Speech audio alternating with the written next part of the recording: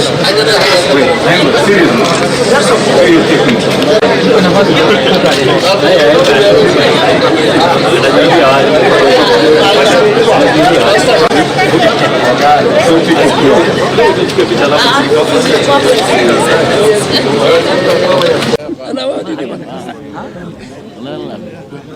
Namkumbuka kusema how many MPs or what you say?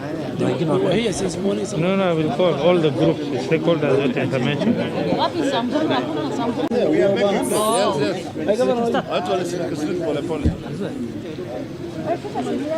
Is this document ready? The girls will be shortly. Gerso, we need the statement. Let us statement. Yeah. Let us soft copy. Hakuna shida, Hapana, hakuna shida, tunaongojea. Nikuja. Sorry.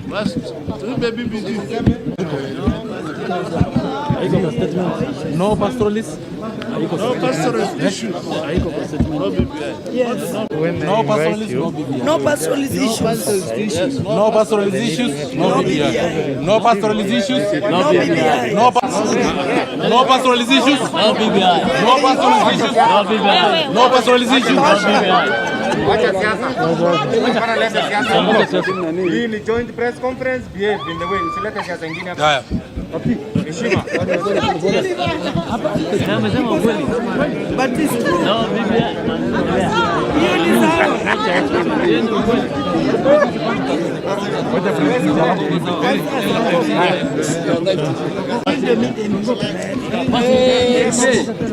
So where is the statement?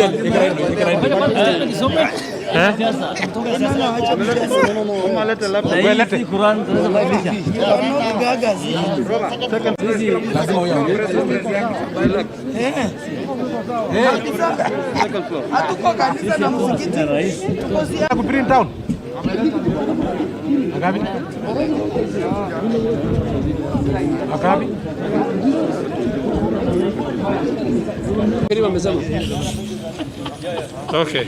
BBI bado iko. Okay. Are you guys ready? Sawa. Tunataka ku lead by example. The importance. Okay, are we ready? Unataka nitoe mask? Sasa nyinyi watu hautaki tuongoze. We want to lead by example. Have you sterilized? Because of voice. Okay, thank you very much. Are we ready? Very good. Thank you very much. Yes. This is a press statement by the Pastoralist Parliamentary Group and the Frontier Counties Development Council, both representing the Pastoralists of Kenya. In front of you here are leaders from that region, comprising of governors, deputy governors, members of National Assembly, both Senate and National Assembly, the speakers of our assemblies. We've been in a meeting the whole day deliberating on issues that are pertinent to us as pastoralists in Kenya, and I will read our official position. Today, we are gathered here as leaders representing more than 10 million people residing in 15 different counties and represented by 109 members of parliament who were all available for this engagement. The Pastoral Parliamentary Group region constitutes approximately 80% of the landmass of Kenya. We are here to make a public pronouncement and add our clear voice to the ongoing public debate on the Building Bridges initiative. As members of the pastoralist community and people's representative, we are brought together by the commonality of our interest. We stand together to bring forward our voice and give our irreducible minimums in the BBI report as an issue of representation to the population we represent.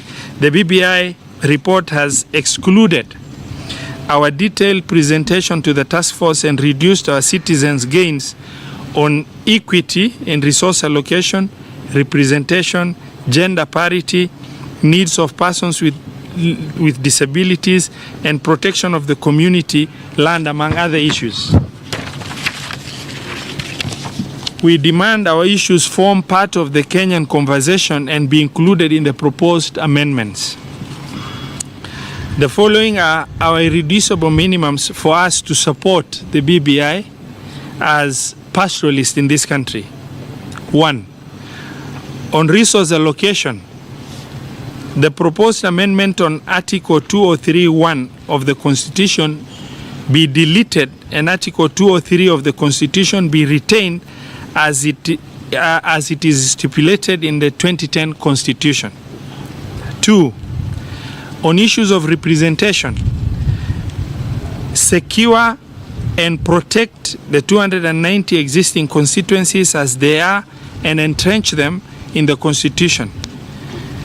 On the proposed addition of 70 seats, we demand a distribution that guarantees each of the 47 counties to at least get one constituency slot. We oppose the use of party list in party primaries as included in the proposal. We demand retention of the 47 women representative in the National Assembly as it currently is.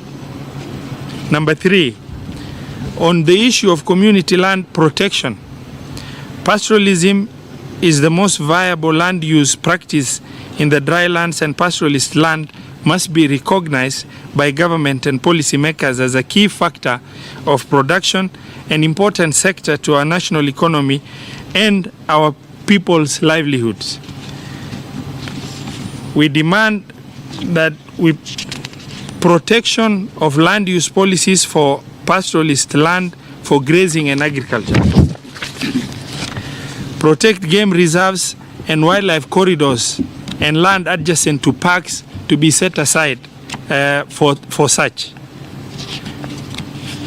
On Health Service Commission that is proposed in BBI, the proposal to create Health Service Commission undermines the gains made by devolution, as health is devolved function.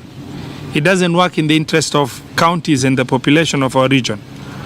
Number 5, on equalization fund, we propose increase of the sunset clause by restarting the 20-year period for the fund from the date of commencement of the fund for the date of commencement of the new proposal, as fund distribution has not been realized in the first 10 years as envisaged in the Constitution. Number 6, on the Senate, we have unanimously agreed. We propose Senate to be the upper house. The delegation model of voting must be retained.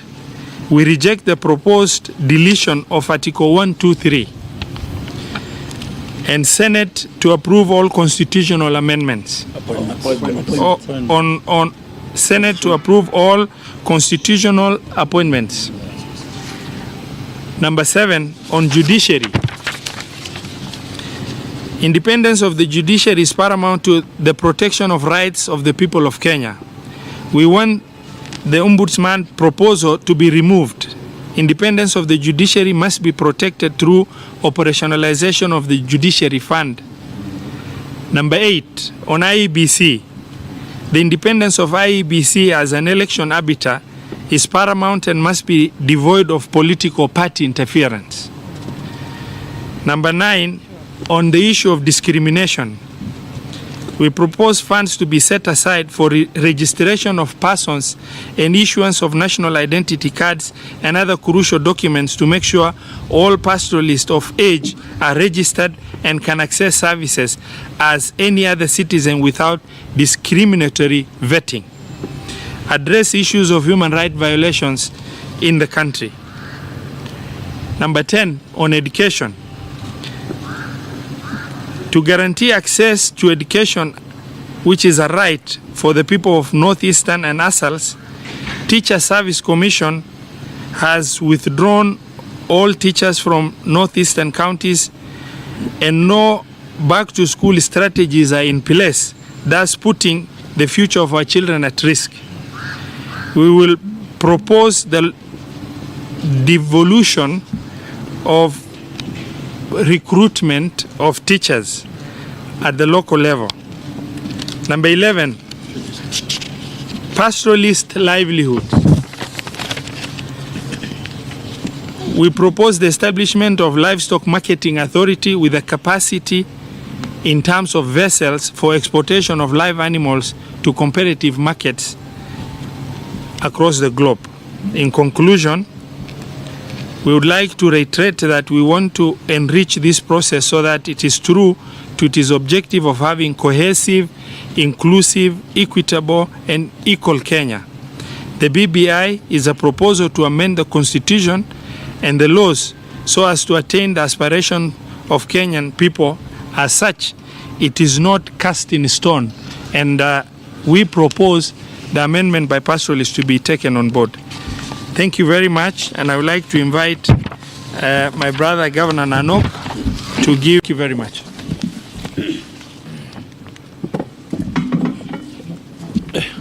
Thank you, Governor. I think the statement by the pastoralist leaders on behalf of more than 10 million pastoralists who live in 80% of the Kenyan landmass. And I think underline that 80% of the Kenyan landmass is not something to ignore. This is a position that we've agreed on, because not only is BBI a constitutional process, it is a political process. Mm-hmm. There are two key interests that are represented in BBI as it is currently proposed. One is a group that wants one man, one vote, making sure that resources and representation go in a certain direction. The other group whose interest is represented is a group whose interest and whose experience is in forming pre-election coalition and breaking them immediately after election. And if you read through the BBI proposal, constitutional amendments, you will see that in very clear black and white. And what is the interest of 10 million, over 10 million pastoralists who live in 80% of the country? It is the issues that we've just raised in the press conference. Let nobody ignore those issues. That we are not second-hand citizens, we are citizens of this country. Yes. Yes. And yes, equity must prevail, yes, in the constitutional process and in the political process. I thank you. Honorable Duale, I just want to reiterate a key point that has been made on the gains that this country made during the debate on the revenue share. The proposed amendment of Article 2 or 3 are to take those gains away. You know, you are now saying disregard the work that brought all these Kenyans together and now divide revenue based on population where people live, and then you disregard the issue of land.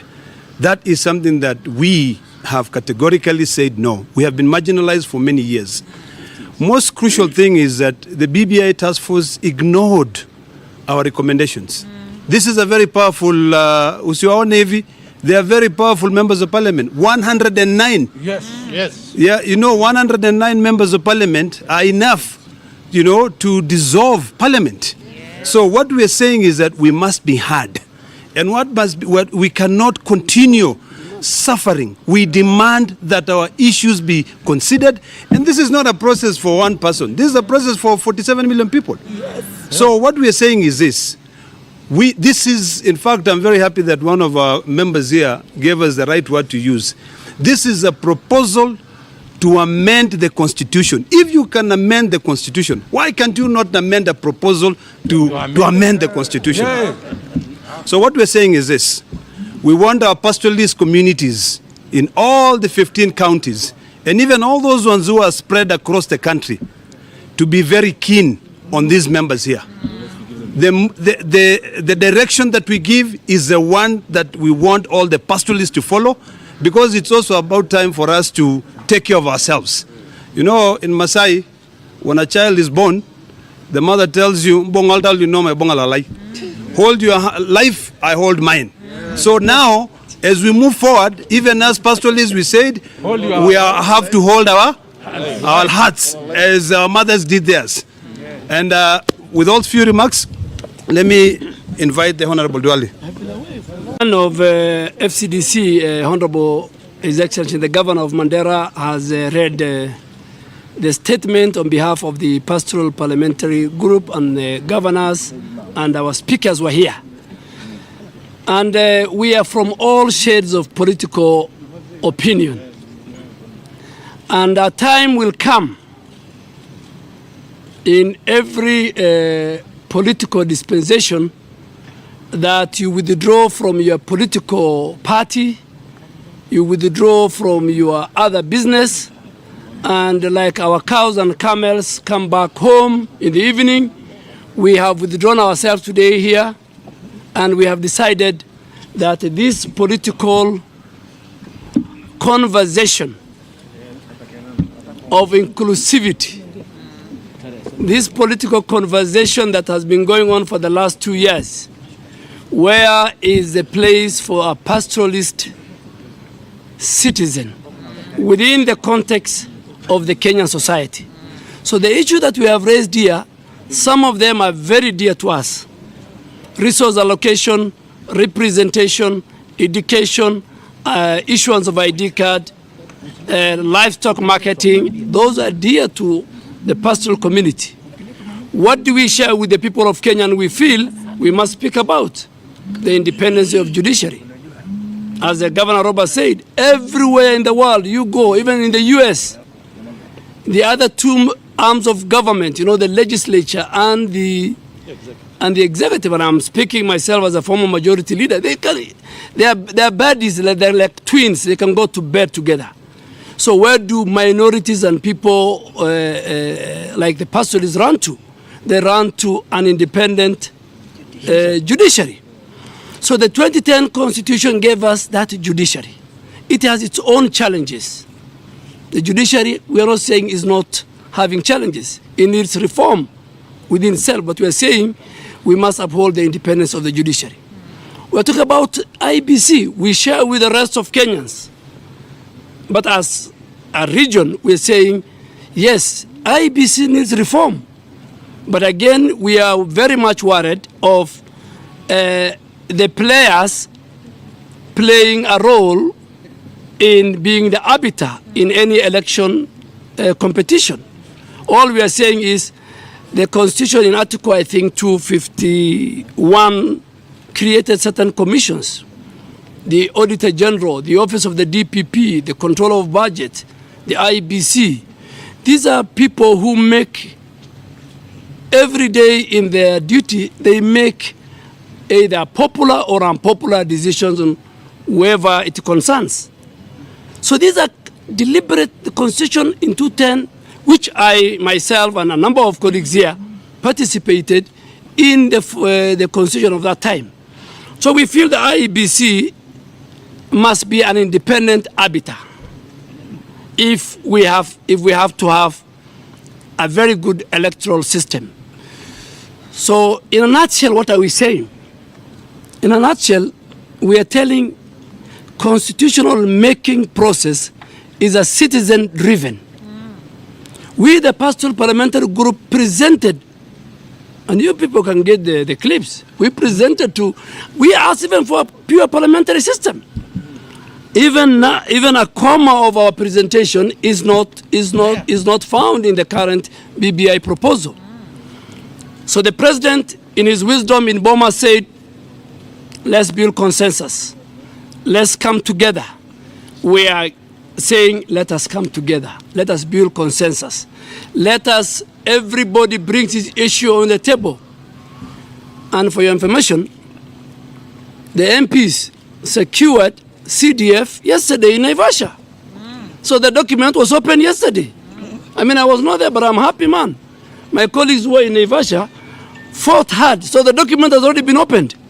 CDF, so we are saying that window which the members of parliament use CDF, we want to use it for our issues on revenue. We want to use it for our issue on representation.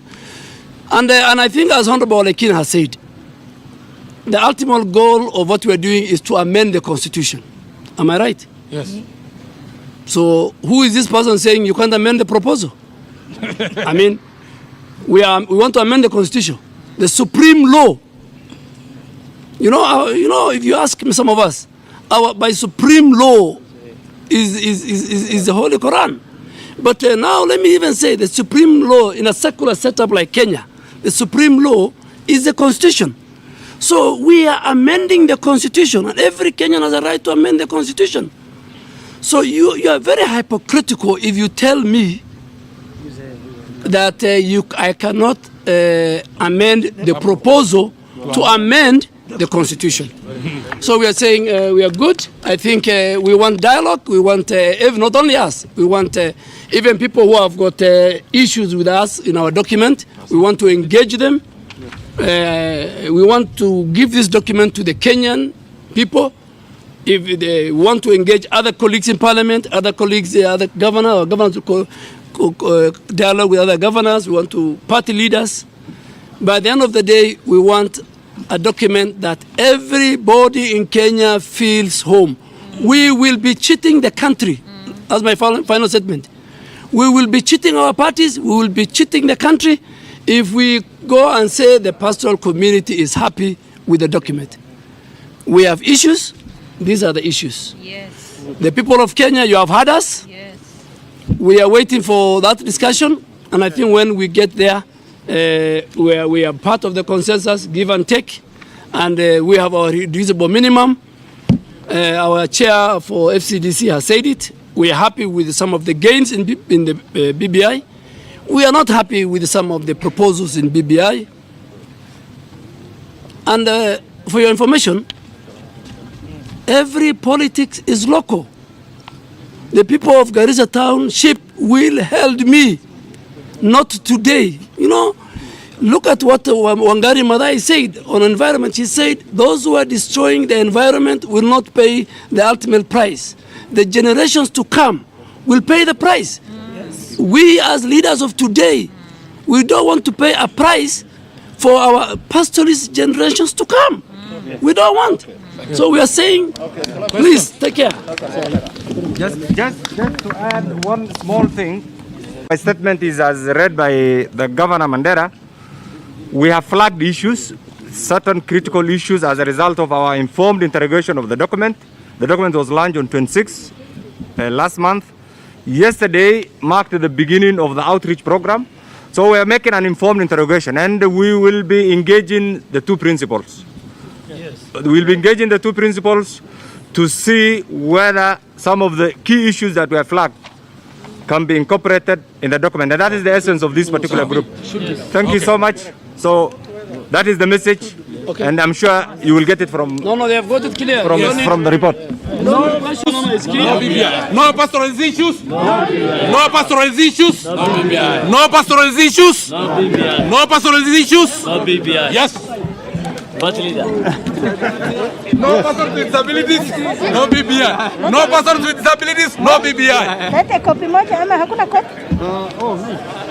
Nipenda kurejelea. Ukiwekelewa mkono na Mwenyezi Mungu ukuwe kiongozi. Vile mchungaji ama padri ameitwa na Mwenyezi Mungu aihubiri neno la Mungu, anaongozwa na Roho Mtakatifu kwa kufanya miujiza ambayo Mungu anataka. Na wewe pia ukuwa kiongozi, umechaguliwa na raia, wamekupigia kura, umekuwa president, umekuwa governor, ama umekuwa mjumbe. Lazima pia uongozwe na matatizo ambayo inakumba wale watu ambao wanaongoza.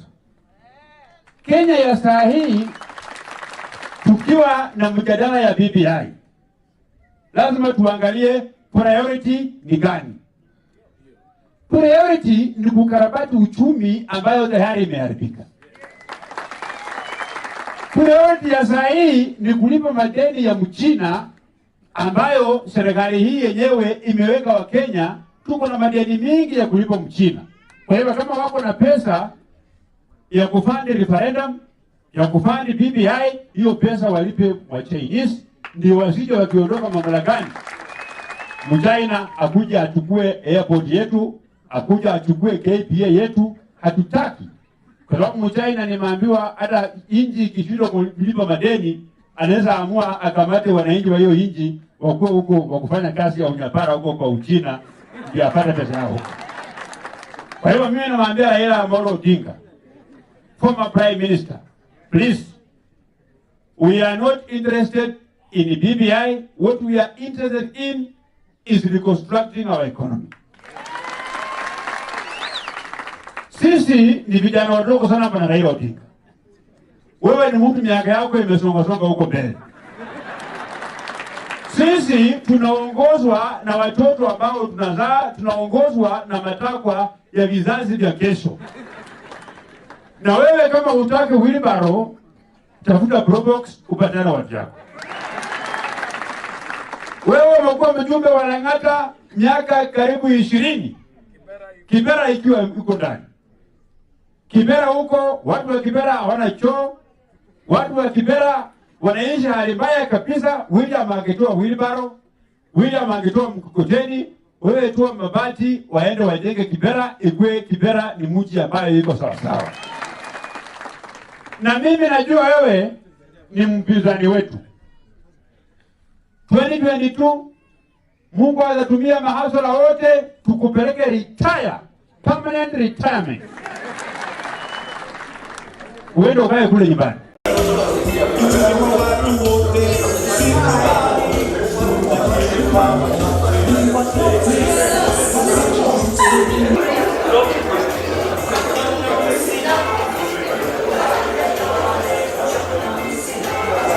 Nice to see you. Don't you too? See how I'm happy. Because you know these ones can survive. This one. No. Keep away from it. Really? I've met mine, but we socially distanced. My father was protesting, but I told them I've got to stay back. Visitors and the people of Kenya, with solemn commitment, we met at the Limuru Conference Center for the fourth time to renew our commitment to the democratic transformation of our nation and to honor those who have preceded us in this endeavor. This occasion takes place against the backdrop of deeply disturbing developments: the emasculation of Parliament, harassment and intimidation of the judiciary, defiance of the courts, usurpation of county government of the county government of Nairobi, militarization of civilian functions of the state, that in sum reveal a determination to restore the authoritarian political order of the one-party state that brave sons and daughters rose against on the fateful 7th day of July 1990, 30 years ago today. Cognizant that civil society, human rights and social justice movements we are today was born in the struggle for democracy, we are gathered here with a sense of both indignation and resolve. Indignation at the abuse of power, the self-aggrandizement, the unjust enrichment, the dishonesty, the betrayal of the trust that Kenyans have come to believe we had left behind. And we resolve that our dream of freedom, justice, and equality shall not be deferred. So we depart from this gathering with renewed vigor, determination to do our duty. where the majority and minority parties are working in concert to completely remove the checks and balances envisaged by the Constitution, the minority party, in all practical purposes, has joined the government but still want to retain the privileges that come with the office. The oversight role of this people's institution has been corruptly and completely undermined. The constitutional commissions and independent offices under Chapter 15 of the Constitution, which have been rendered completely useless through the appointment of persons with questionable backgrounds and qualifications. These institutions that were designed to protect the people of Kenya and the Constitution have become the purveyors, facilitators, and protectors of impunity and the undermining of the rule of law by acts of omission or even commission. Attempts to take over and control the judiciary through the appointment or co-option of judicial officers, intimidation, and hounding of perceived independent-minded officers efforts to remove, through character assassination, trumped up grounds for removal, including by sponsored motions and/or fake charges. The worst form of this campaign against the judiciary is demonstrated by the rampant and deliberate disobedience of court orders by the state and/or public officials, state departments and institutions. We are particularly concerned by the role of the National Intelligence Services becoming an instrument of the presidency in dealing with opponents of the president, including in undermining the judiciary.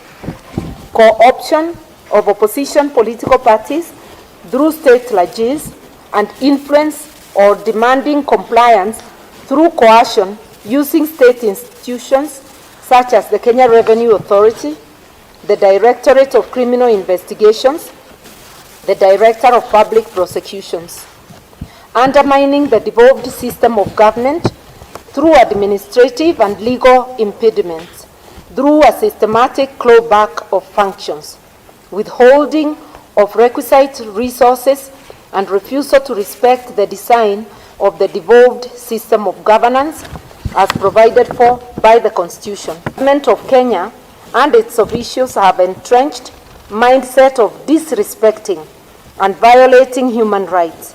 Their culture of impunity against human rights is pervasive, and if left unchecked, will completely erode the integrity of the state.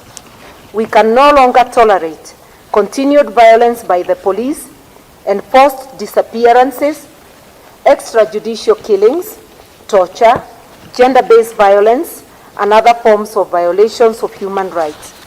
The current administration has even refused to honor court awards made in favor of those who suffered torture and illegal incarceration in the past.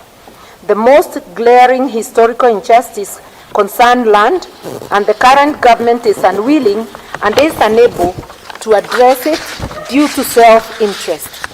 The main perpetrators and/or beneficiaries of land crimes and illegalities sit and are represented at the highest levels of government. The service industry and the tourism sector is in confusion and a downturn that will take years to recover under the pandemic.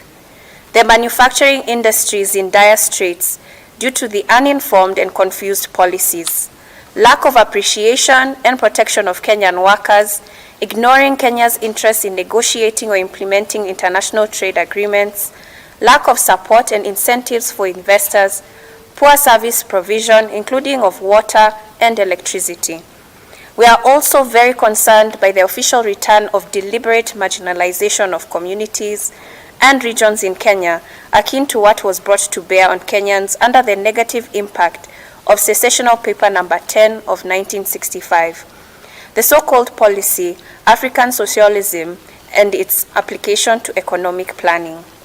In particular, we abhor the deliberate destruction of coastal communities and residents and other Kenyans on the East African Northern Transport Corridor, from Mombasa to Malaba, by train system to a private farm in Naivasha, called Standard Gauge Railway, SGR.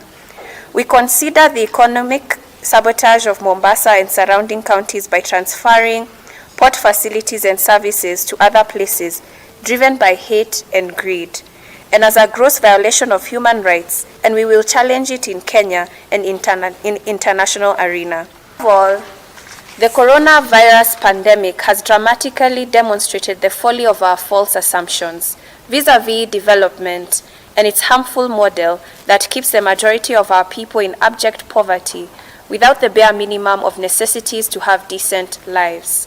A system that rewards a select few and impoverishes the majority of the people of Kenya. We are committed to overwhelmingly and overhauling this unjust economic system. To ensure a free and fair elections in 2022 and to banish election rigging from this land for good.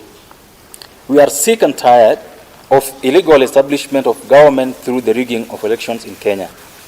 We are setting out to ensure that we will have free, fair, and credible election in 2022.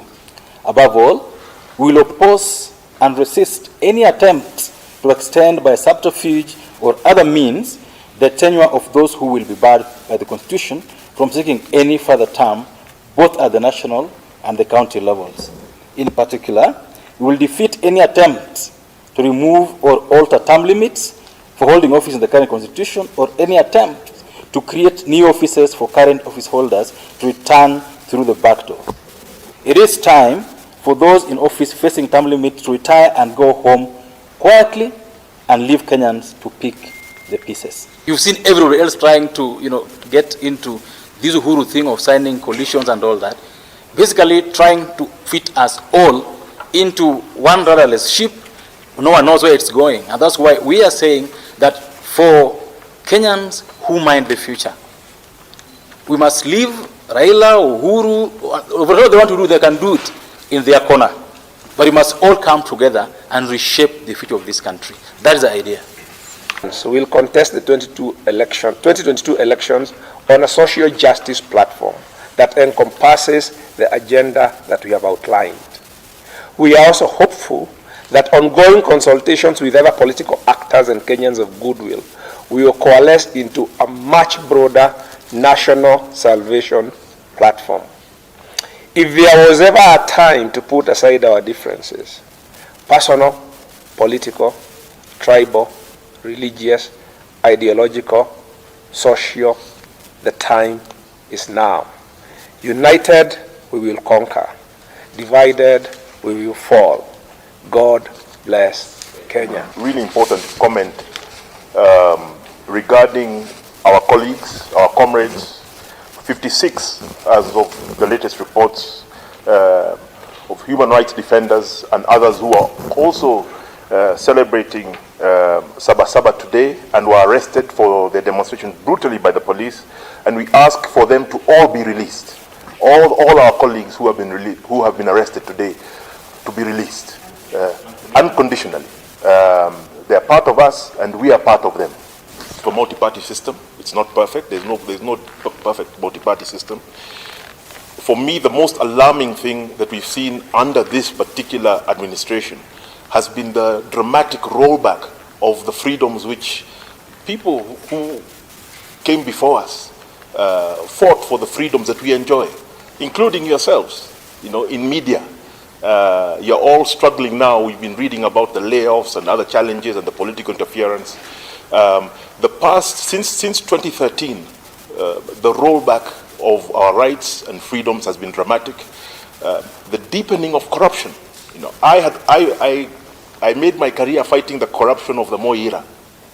The other day we buried Moi. May he rest in peace. But the corruption now is far worse than anything I have ever witnessed or studied. And unless we stop it now, Kenya is going back into a very dangerous space. And I think we must stand up and be ready to be counted, and to unite with all other Kenyans of goodwill and all other formations working together, like our colleagues who are being arrested right now and are in the cells in Nairobi, for us to take our country back from a very small, very greedy and rapacious group. On that has been very consistent and very public. I support implementation of the Constitution, full implementation, not its cannibalization. Scenario: trampling on the rights of citizens, mastering their voice, emasculating the critical institutions to democracy. The same scenario. We have multi-party in terms of the Constitution. Our Bill of Rights protects us, but we are operating as though those things are dead. The same scenario. We've done it before. We can do it and must do it again. Any society, and what we are celebrating today has always taken the courage of a few. And the courage of those few who sometimes pay a heavy price, as some of those who have gone before us, is what conscientizes the larger society. And once the larger society is conscientized, there is nothing that can stop an idea whose time has come. Okay. Thank you very much.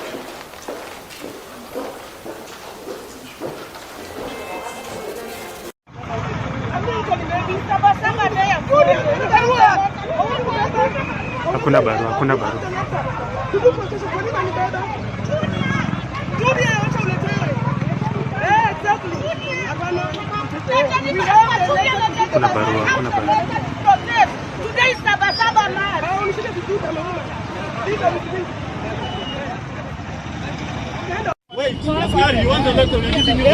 Lazima pia ni sheria na elewa. Alafu pia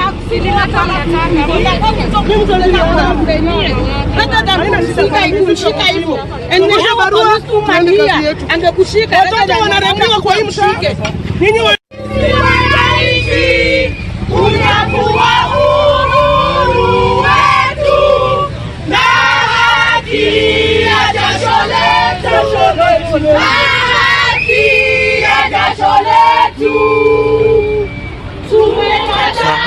Kupiga magoti ndani ya hao wauaji, ila sisi pia ni watu.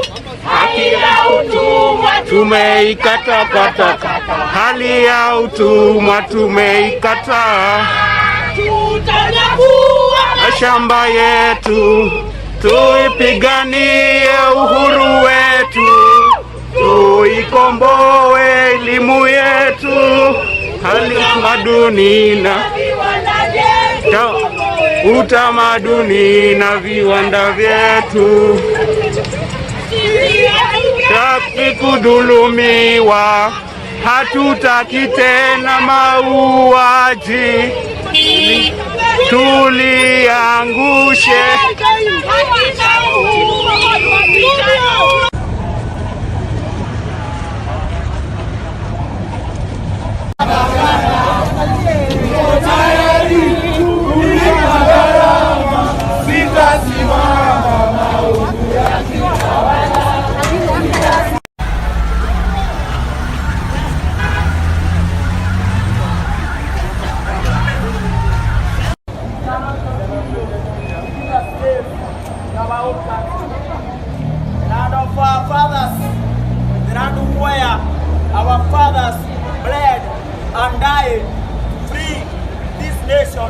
from the shackles of colonialism. We must get to stand up now and fight together for our freedom. What our people must get to know now is that freedom is never given voluntarily by the oppressor, but it must be demanded by the oppressed. That change does not roll in on the wheels of inevitability.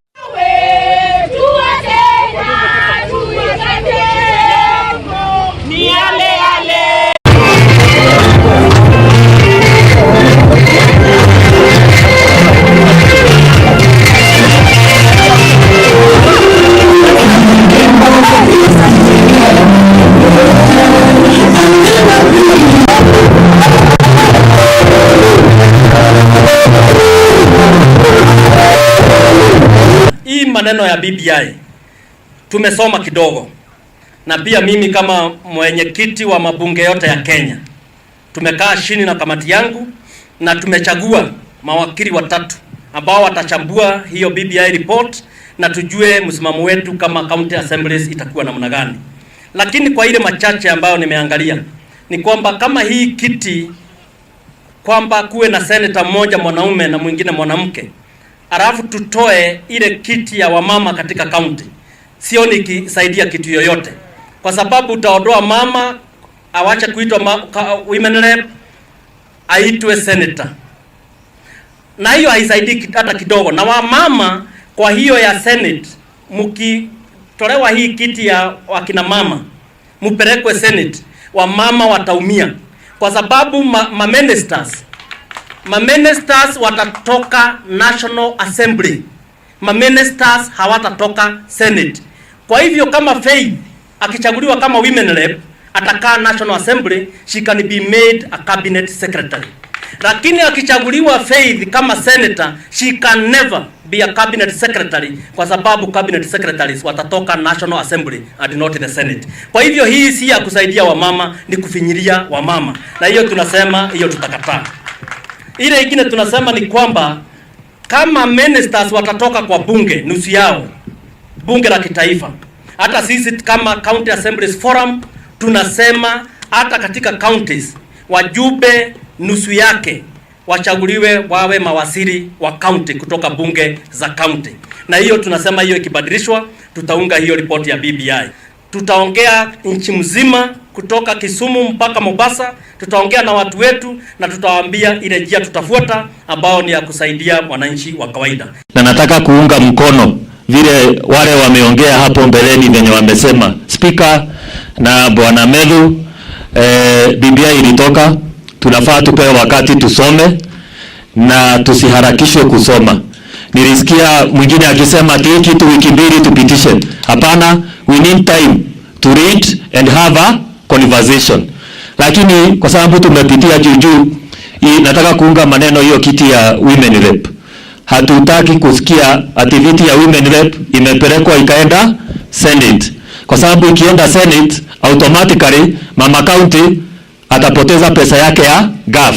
Akienda Senate atapewa GAF kwa sababu GAF ni ya national government. Kwa hivyo we want the 47 women to remain and we want GAF to remain. Simuna kama mama county angekuwa na GAF, hizi tent hatungekuwa nazo.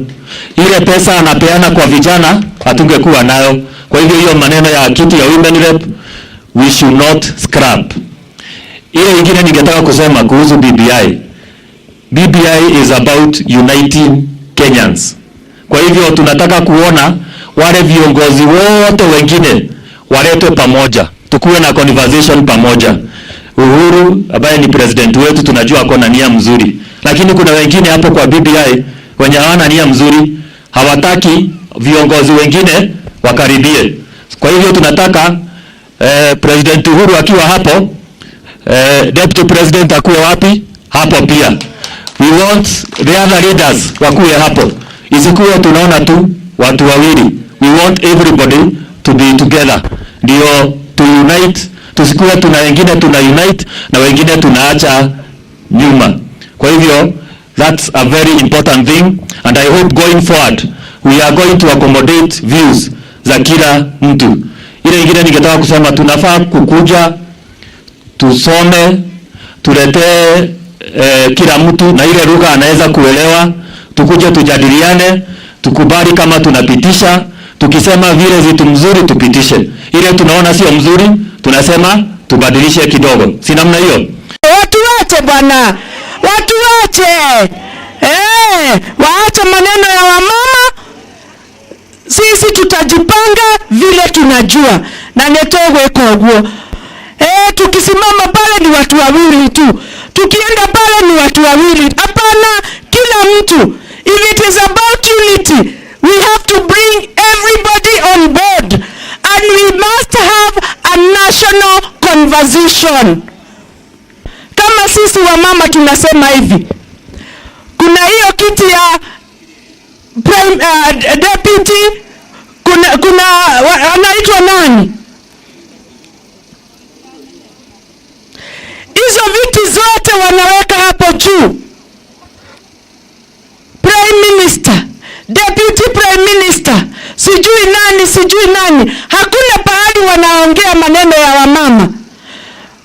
Tukikuja hapa chini kwa governor, ndio wanaongea.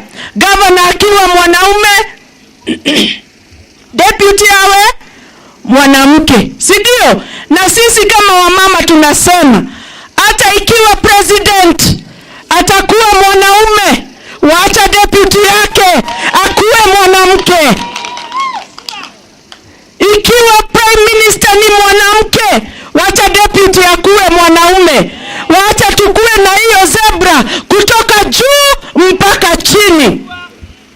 Na si ati kusema ya sasa ni hizi tu za governor na nini nini, hiyo yote. Hata hiyo juu wacha ikuwe hivyo. Kuna wamama wanaweza kuwa president, kuna wamama wanaweza kuwa running mate. Tuwekwe hapo hiyo kiwango. President Uhuru Kenyatta was today received in Kisumu by Raila Odinga. The president was attending the burial of Anyang' Nyong'o's mother. Raila and Anyang' Nyong'o both condemned the rampant corruption in the country. Those are the people who killed Jesus. How can you dare do that?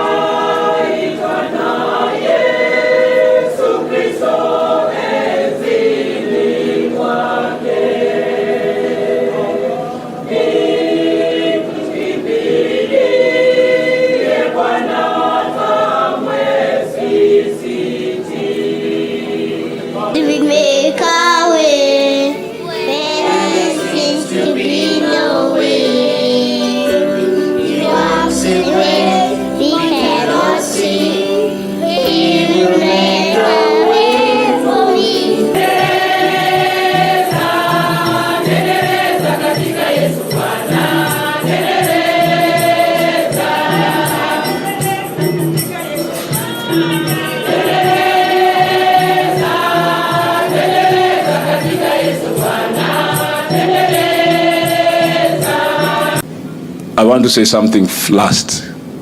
Mr. President, Mr. Prime Minister, the BBI people were in Kisumu recently, and I gave them my testimony of what I think should happen in the referendum. I think that choice is very simple. Don't complicate this thing. Just give them two questions. Do you want a presidential system of government, or do you want a parliamentary system? Simple. The other things will follow. But if you confuse it with structures of devolution, I don't know what. But together with the parliamentary system, let us have proportional representation. To avoid this first past goalpost thing. This is what has brought a lot of problems in our country. Tumeongea na ndugu yangu, kuna miradi mikubwa ambayo tunataka tuone kama inaendelea. Kujenga kwa mfano a special economic zone, Lamu, Mombasa, Naivasha na Kisumu. Juzi nimekuja na Kisumu na mawaziri 4. Tukiangalia kiwanja pale, tunataka kuleta special economic zone. Special economic zone ita transform Kisumu into a regional hub, not just Western Kenya, but East Africa. Lakini hii haiwezi kufanyika kama ofisadi iko katika kimo hii. Hakuna mfadhili atakuja kuleta mali yake pale ambaye kuna ufisadi mingi namna hiyo. Hii ndio sababu tumesema mpaka tupigane na ufisadi. Tunaweza kuweka hapa bandari ya Kisumu itajengwa. Bidhaa itatoka eneo hii, itoke Bungoma, itoke Kisii, itoke Kericho, inakuja Kisumu, inaenda na meli mpaka Mwanza, mpaka Bukoba, mpaka Port Bell, inaenda Uganda, inaenda DRC mpaka South Sudan. Yale yote yatawezekana kama kuna mazingira mazuri katika eneo hii, katika Kenya yetu hii. Lakini haiwezi kufanyika kama wezi ya mali ya umma imefika kiemu ambayo imefika katika Kenya hii. She was one who was honest. She was a faithful, very faithful and regular churchgoer. But she was also very active in terms of supporting needy people in her community. And indeed, Agastri, as has been said, it goes to show it is not how much you have that matters, but is what you have in you that you are willing to give and share that changes lives. Pesa haibadilishi maisha. Ile kitu ambaye inabadilisha maisha ni vile wewe mwenyewe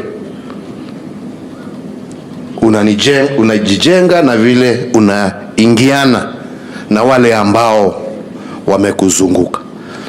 Hiyo ndiyo jambo kubwa ambaye tumetoka naye hapa, ya kwamba twaweza kutimiza makubwa tukiwa watu ambao ni wa kujitolea, watu ambao wako na huruma na wenzao, watu ambao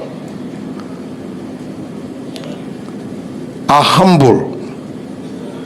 Na ndipo wakati tuliungana na ndugu yangu tukasema tunaweza kubishana kila siku, kwa sababu kila mtu ako na maono yake, si ni kweli?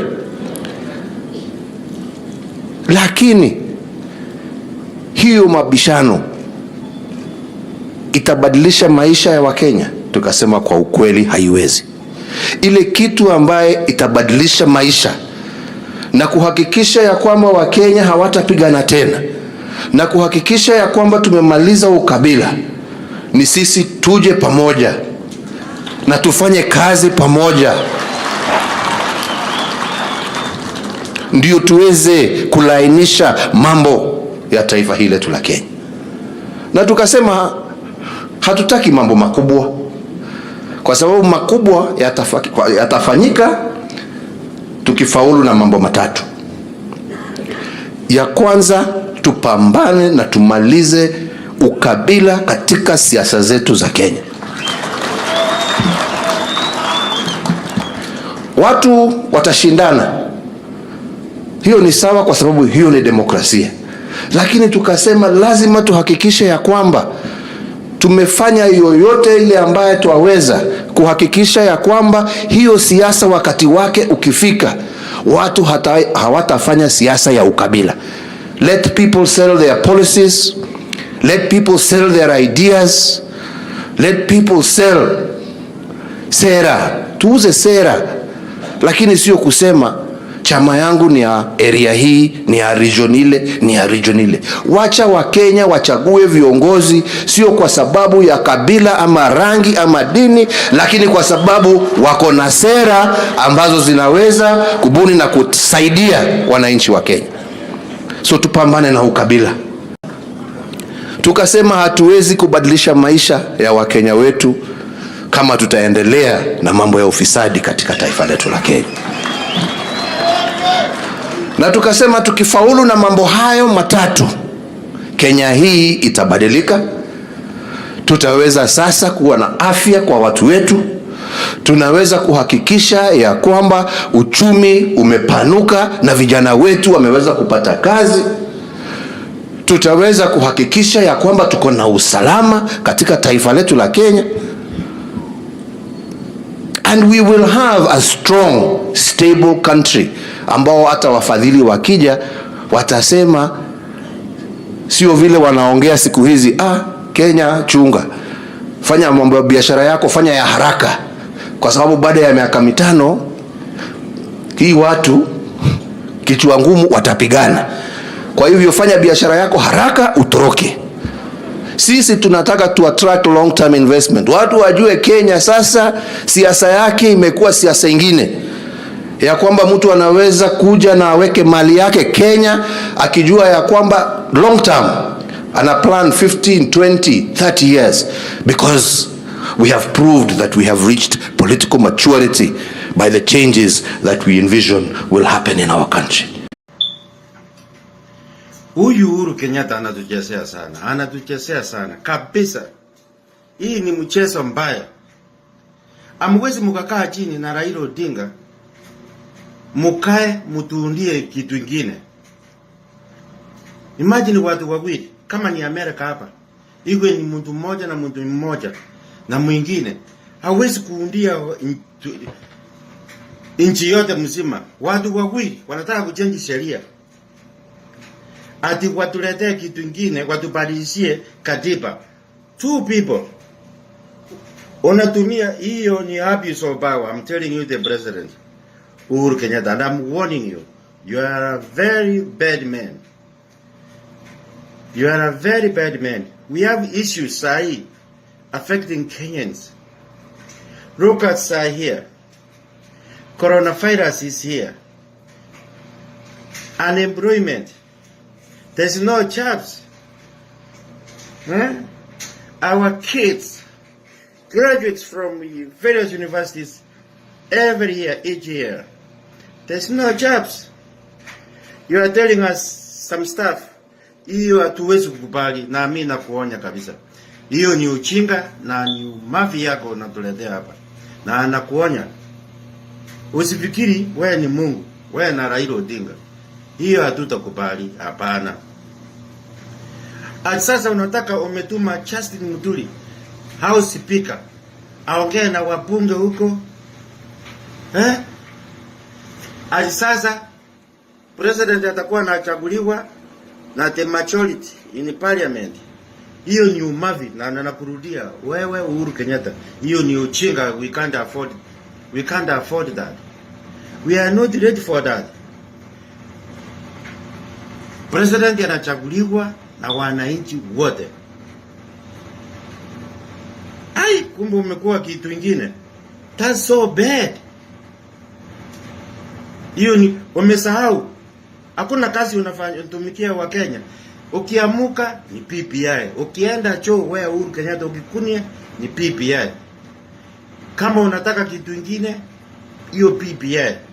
Mabadiliko, ukitaka kufanya mabadiliko fanya kwa nyumba yako, wewe na bibi yako na watoto yako na mama yako. Lakini usituletee sisi kwa Kenya. Hiyo ni uchinga. Hiyo ni umavi. Ni kazi ngapi mmecreate kwa vijana, kwa wasichana yetu? Frustrations mpaka wengine unakuta wamechinyonga sababu maisha ni ngumu. Wewe uko na mali, baba yako aligrabu mashamba out of Kenya, uko na pesa, na Raila Odinga amuchali wale wengine. Hiyo ni uchinga. Mimi na wengine tumekataa. Ndio mimi naambia wa Kenya, siasa ya Kenya iko tofauti sana. In America, siasa ya America, I follow. I've been in America for a long time, lakini I follow. Siasa ya America sio ya ukabila kama Kenya. Kenya ni ukabila. Huyu ni mtu yetu, tumupigie kura. Hapa hakunanga ukabila. Hakuna ukabila mtu kusema huyu tutapigia sababu ni kabila yangu. Enda ongea na watu vizuri, wakusikize, kama wanakupenda wakupigie kura. And that's it. Lakini hii umavi, Wakenya wengi wanafuata Raila. Wakenya wengi wanafuata kidogo tu siku hizi kwa huyu president. Bila kuchua in the near future, mimi naona tuko na shida mingi Kenya yetu. Hii hatuwezi kukubali, na nimekataa. Hiyo nyoko yako wewe Uhuru Kenyatta, peleka huko. Na nimekataa. Wewe na Raila Odinga, don't play us. Mumetawala sisi for too long.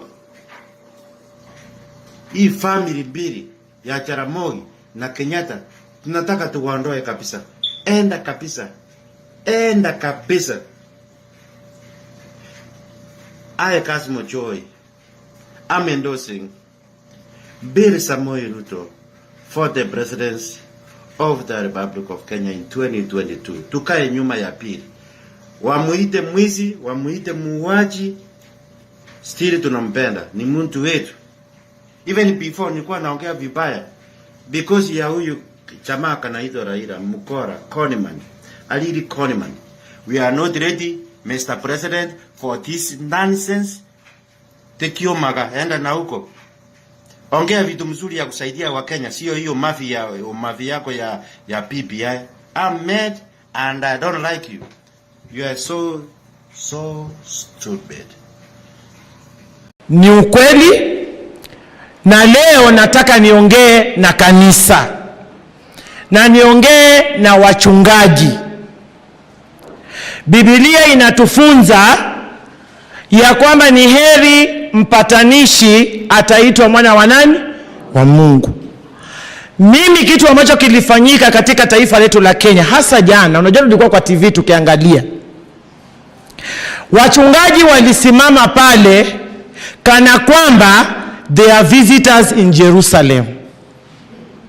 Hawaelewi chenye ambacho kinaendelea katika nchi yetu ya Kenya.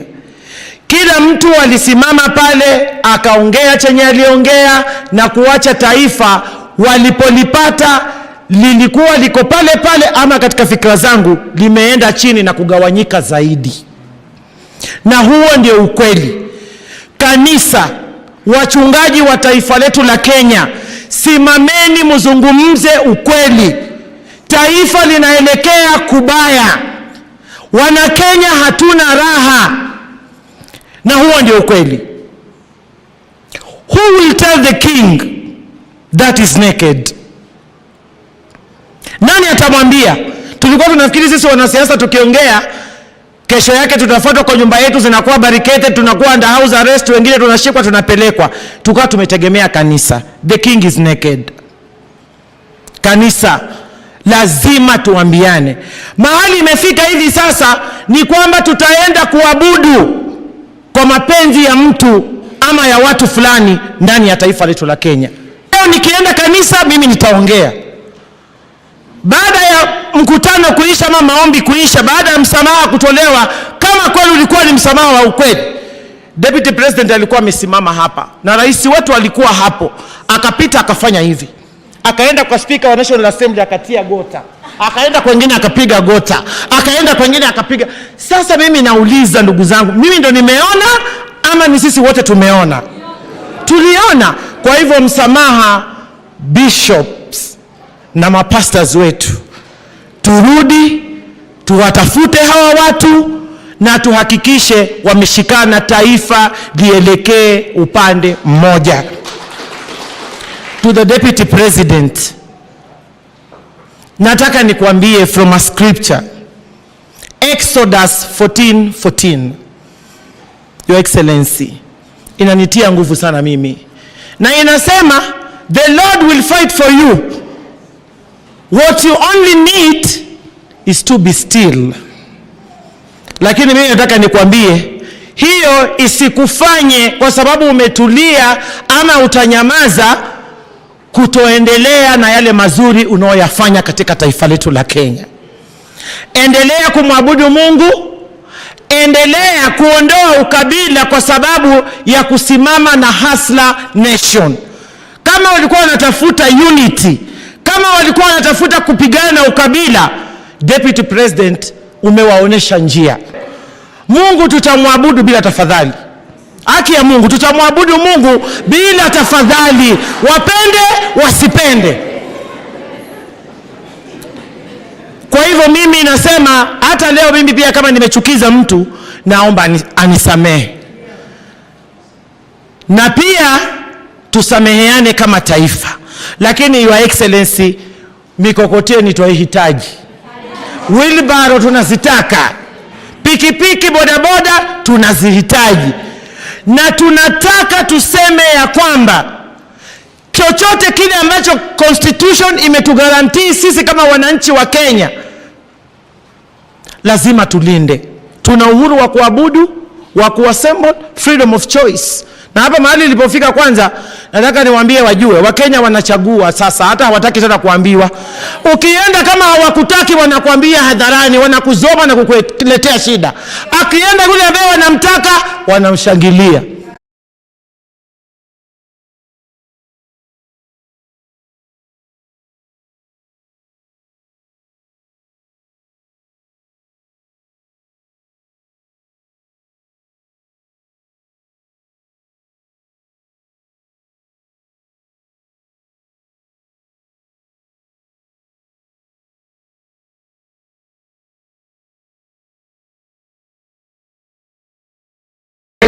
Amezunguka haya makanisa yote ambayo yanachangiwa leo, makanisa 10 ambayo yanajumuisha. Mkutano umeanza rasmi, Bwana Director. Asante sana kwa nafasi. Wacha nichukue nafasi hii kwanza nishukuru mheshimiwa wetu Deputy President. Karibu sana. kuwa mjumbe bado anaendelea kushughulika mpaka amehakikisha umekuja hapa. Nataka kukuombea hivi. Mlituahidi, mkatupatia kura zenu na mkatupatia pia maombi. Mungu akatuwezesha, asanteni sana. Jambo la pili, mimi nataka niwahakikishie, patia nafasi Matiang'i ni waziri, yule Obure ni waziri msa kuanzisha hiyo barabara, kwa sababu wakati tunapanga mambo ya maendeleo ya Kenya, tunataka mambo ya maendeleo ya hapa Kitutu Masaba,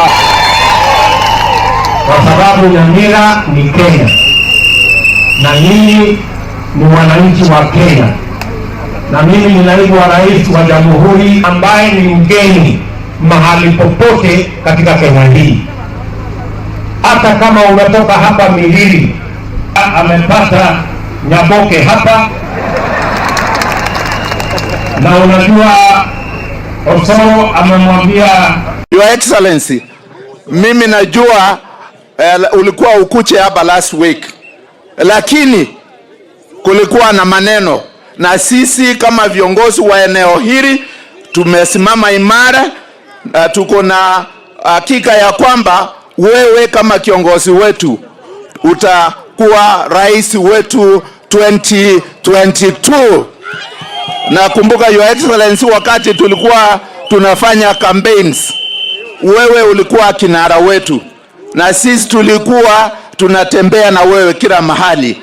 Na kwa sasa we want to assure you, Your Excellency, that sisi kama wajumbe pamoja nao mahasola wetu wako hapa, tuko tayari kutembea na wewe vichorochoroni, kwa milima na kila mahali, kuhakikisha kwamba wewe umeingia State House 2022. Na mimi nataka kukuhakikishia naibu wa rais, saa hii kulingana na ile utafiti ambao imefanywa, Ruto ako na 70% popularity in Nyamira, na sisi tutasukuma hiyo, ikifika 2022 tutakuwa na 85%. Kwa sababu na watu aminto ni kuambie, tutatembea na wewe. Wale ambao mumepatia kasi naibu wa rais, ambao ni wadogo wako, ambao wananyanyasa wananchi, kazi yao ni kutembea mchana chioni na awaache hata shilingi moja. Sisi tunataka kuwapatia warning, waanze kufanya parking, siku zao zimeisha. Ikifika 2022 tutajua wataenda nyumbani, waanze kuchipanga. Asante sana.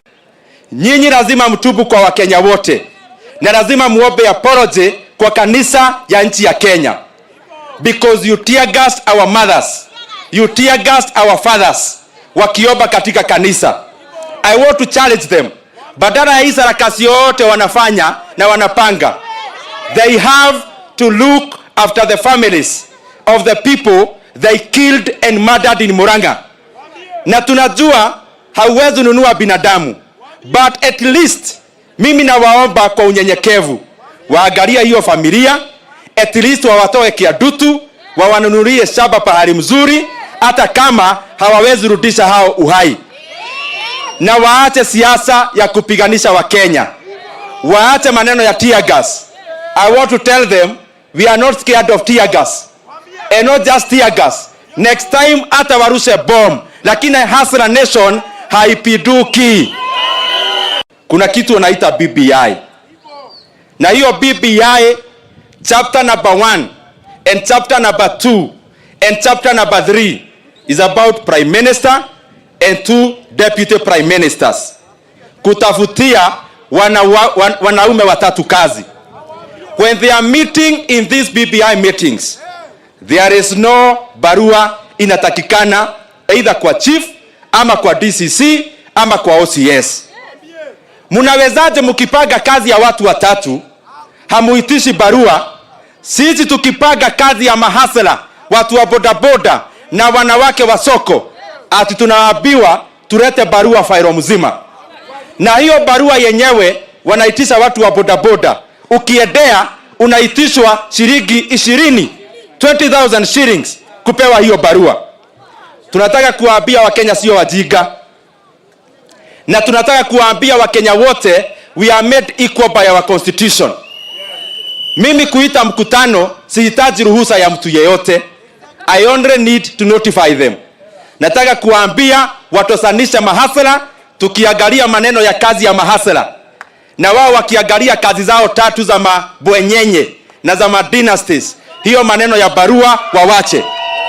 Wiki iliyopita huyo mtoto wenu alipiga sisi Murang'a.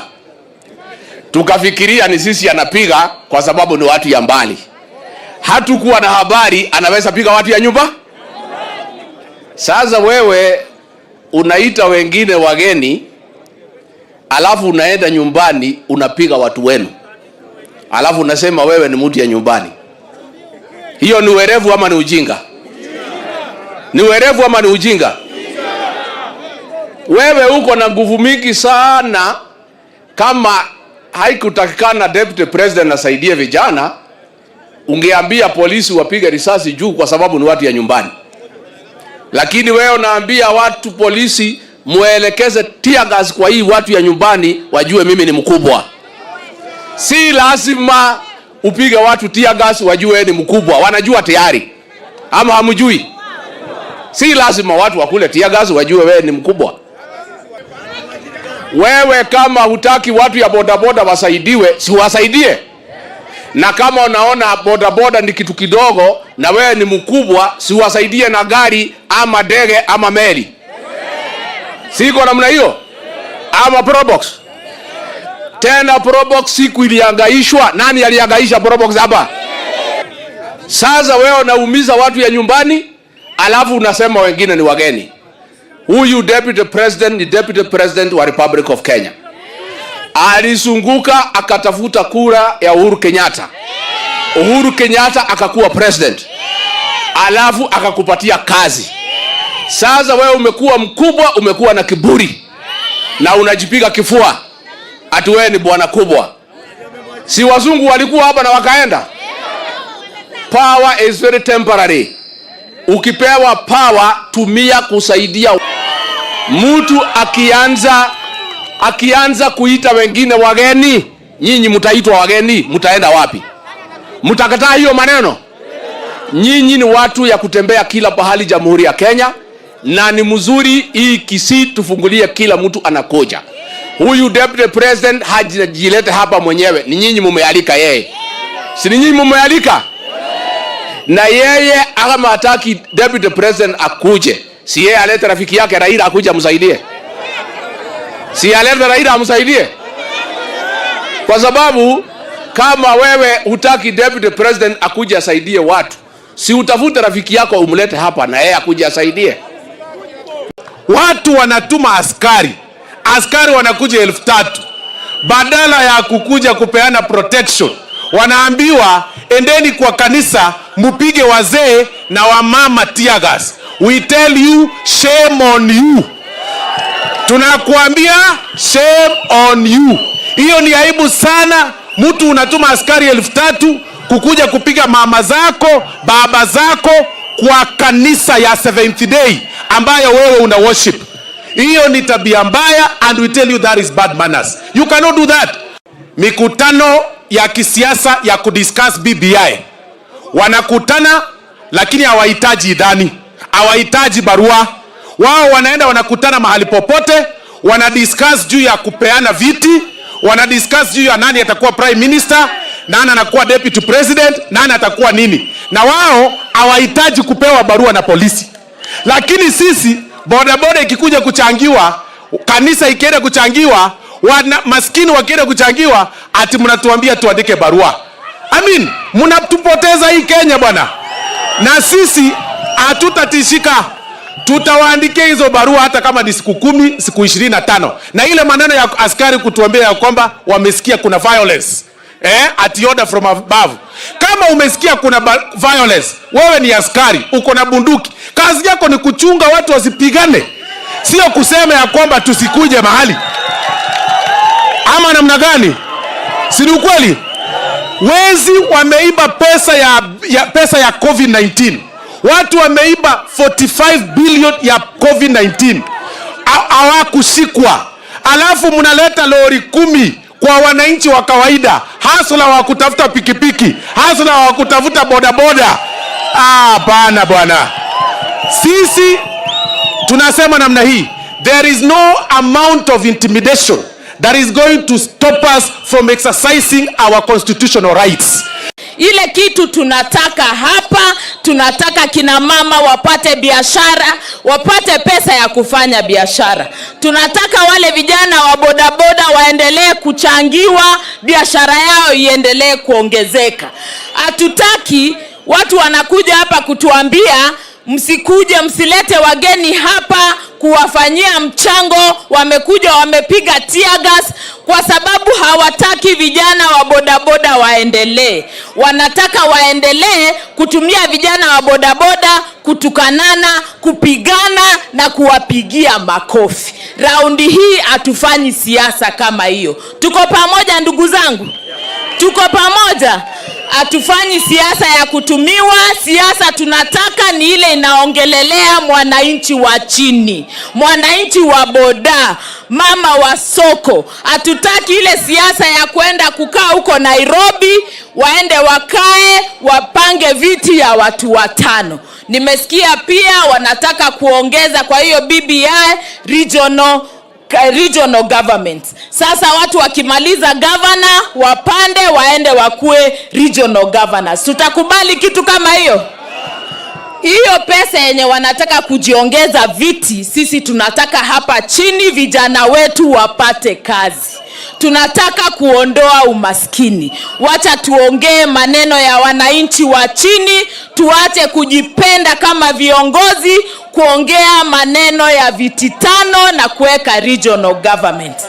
Hapa Kisii, sisi ni watu tunajua kujitafutia, sisi ni watu tunapenda biashara. Kwa hivyo ukikuja hapa kutusaidia, we appreciate and recognize your efforts. Na ndio sababu tunaambia wale ambao hawataki wewe kuja hapa, tunakuambia tafadhali watupe nafasi. Hawa watu wameamua 2022 wako na wewe, na hata wakipiwa tear gas, wakifanywa nini, na mimi niko na hakika what happened here last week will never happen again. Kwa sababu hawa vijana, hawa kina mama, hawa wasee, they will never allow that. In the next 2 years tutakuwa tunaenda kupiga kura, na mimi niko na hakika ya kwamba you are the choice of these people. Basla wa hapa Kisii na wananchi wote, hamjambo? Abantu bami ntombo ya more, mbuya more naende, mbuya more mwenzi. Bwana Yesu asifiwe. Hebu mnisalimie hewani hivi nione. Bwana Yesu asifiwe. Bwana Yesu asifiwe. Nimekuja hapa kwa sababu kila biashara ni ya muhimu. Hata biashara ya bodaboda ni ya muhimu, kwa sababu inalisha na inawawezesha Wakenya kuendelea na maisha yao. Ndio tunasema kazi ni kazi, wera ni wera, hustle ni hustle. Kila mtu biashara yake na hustle yake iheshimiwe, na pia tuweze kutafuta namna ya kuwainua.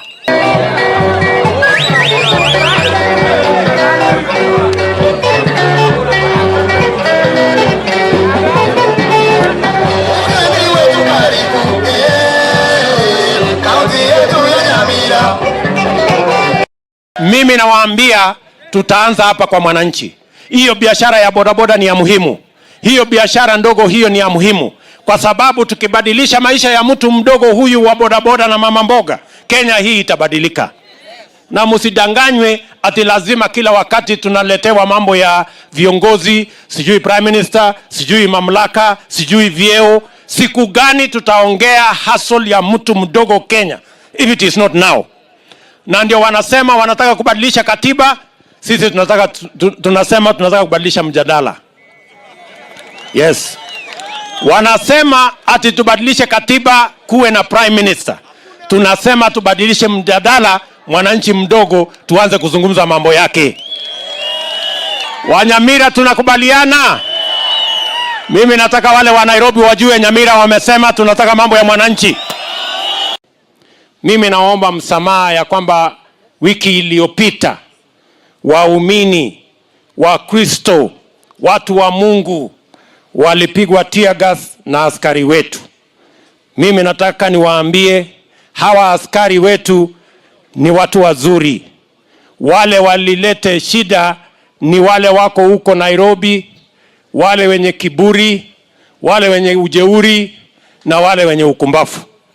Ndio wanasema wanashurutisha hawa askari wazuri hapa ati wapige kanisa tear gas. Hawa askari ni Wakristo, wengi ni mahasla na ni ndugu zetu. Wape makofi ya askari wetu wa hapa, wapigie makofi. Tunaelewana? Hawa wadogo hawa hawana shida. Hawa ni watu wanamcha Mungu. Hawa ni watu mahasla.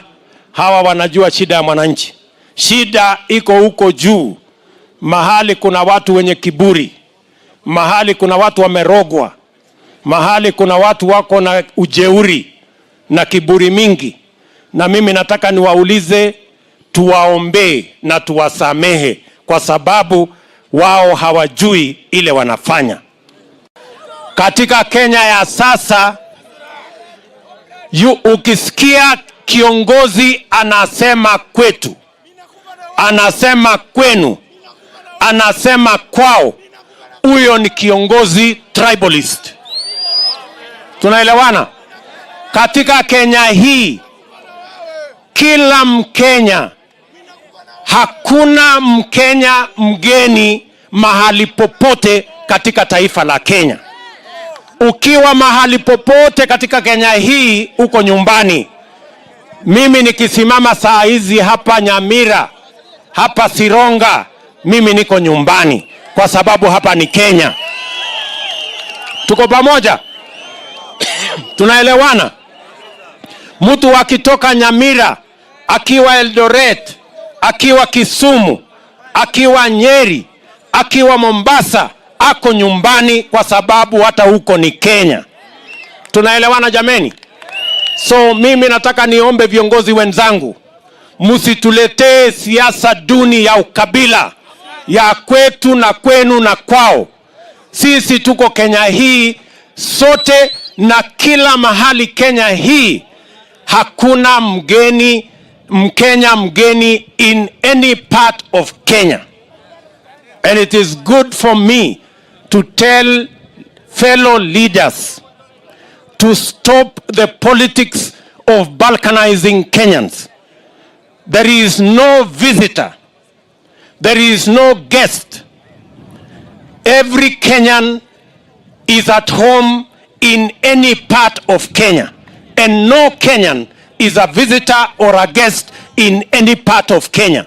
Wherever you are, from whatever community, whatever the religion, whatever the hustle you are involved in any part of Kenya, you are at home and you are entitled to protection by the government of Kenya. Tulisimamisha kiongozi Uhuru Kenyatta and William Ruto. Already we had a president before called Mwai Kibaki. Mwai Kibaki had the development record. But all what we asked Uhuru Kenyatta and Ruto to do is to unite the country. The pledge Uhuru Kenyatta and Ruto gave to the country is that there will be no more bloodshed again in this country. That there will be no more war again after elections. They promised that they are going to unite Kenya. Today, both of them have deserted that position. Why?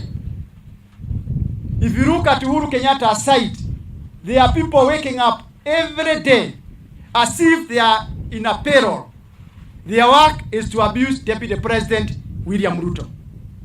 You look at DP Ruto's corner, there are people also as if they are on a payroll. Their work is to abuse Uhuru Kenyatta, and now they have gone to an extent of abusing Mama Ngina Kenyatta. When did the rain start beating us? Because truth must be said. Because today, I have read The Nation today, I have seen Raila Odinga lamenting that, oh, you should respect leaders. Oh, respect the first family. The question is, have you ever condemned Bobu Awino? Have you ever condemned Millicent Omanga? Millicent? No, Gladys Wanga. Have you ever condemned Bobu Awino or Gladys Wanga? You are shedding crocodile tears. You started all this. The journey began with you, Raila Odinga. Ukaabukiza watu ya Uhuru Kenyatta. Watu ya Uhuru Kenyatta wakaabukiza watu wa William Ruto. The buck stops at the three of you. If we shall have peace, if you want to unite Kenyans, if you want this nonsense to come to a standstill, to a stop, Raila Odinga, William Ruto, and Uhuru Kenyatta, you must apologize to the nation. You started it all. Nyinyi ndiye mumeanza hii moto yote. You are fanning the flames. Manake ukweli uelezeano unaweli utekero dada mahe yote ya tatu. Mimi hakuna kitu naomba nyinyi wote watatu. What we are asking is that respect Kenyans also, and we shall respect you.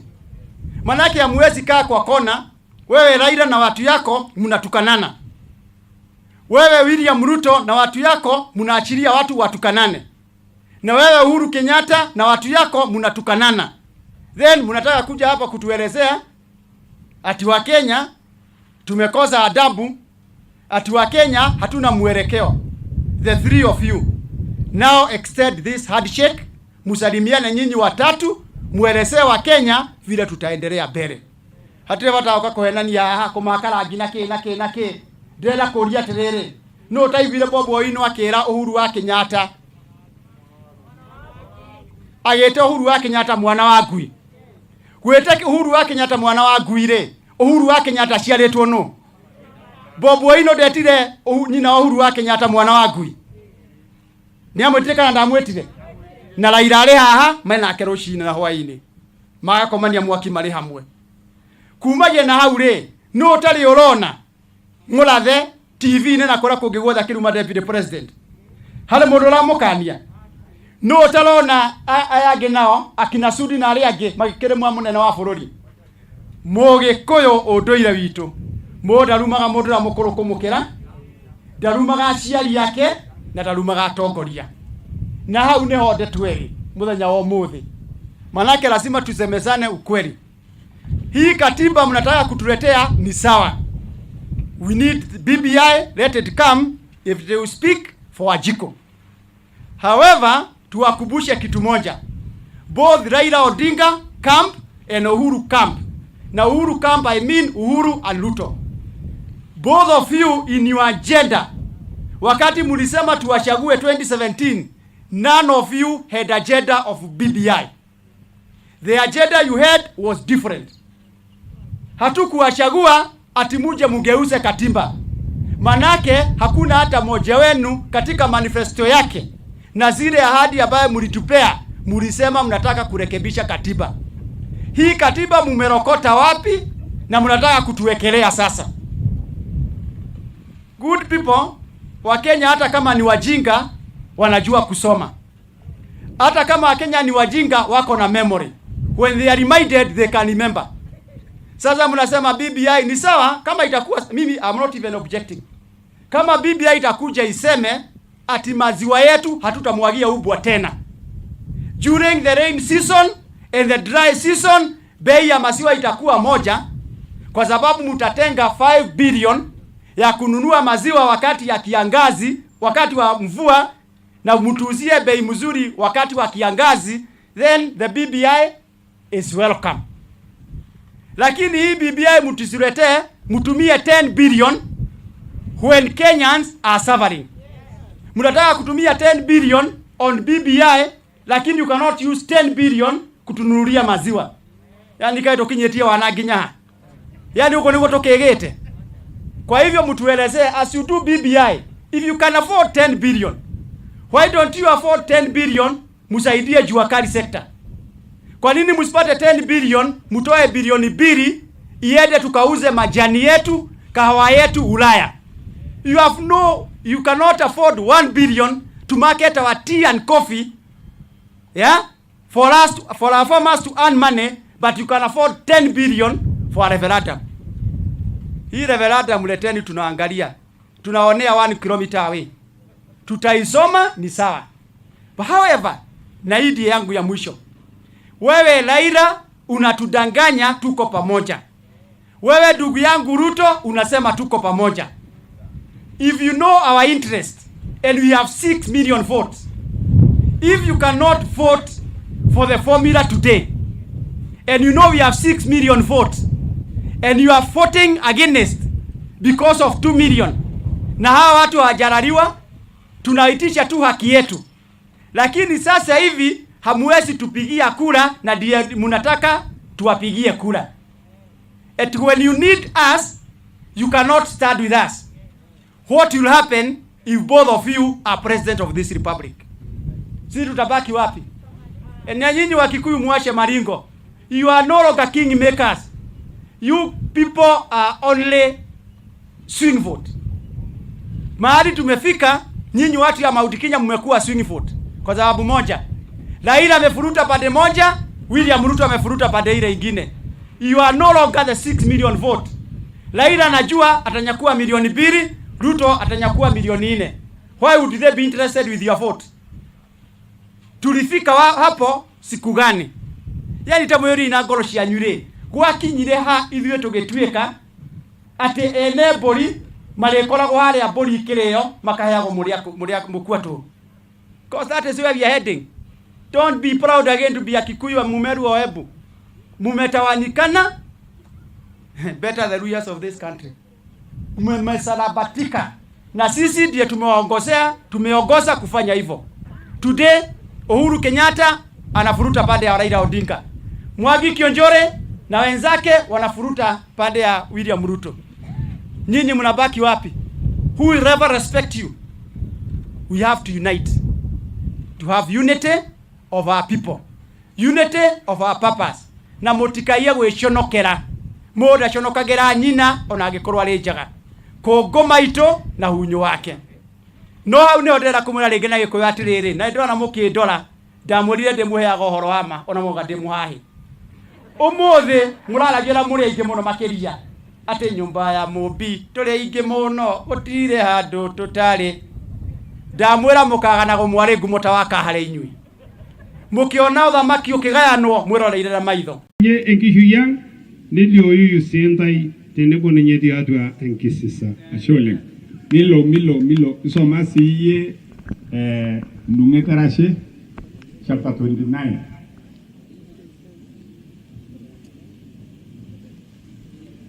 Na keitiship menye kaya ore lo oita nkituak naiboronyek enchonwe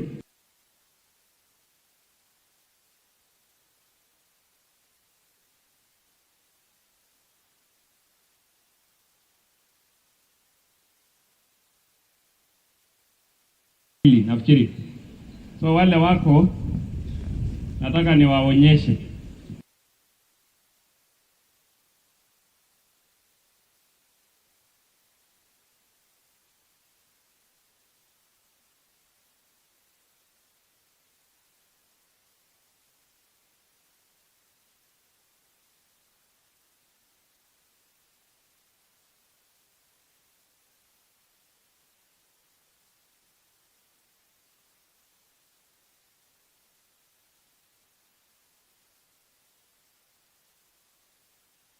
Sasa gaba ipi teneme ninya naramitiene olaitori ndaba ligiripito nyago re daba lai daba yajo kindai iltongano yetu na tifo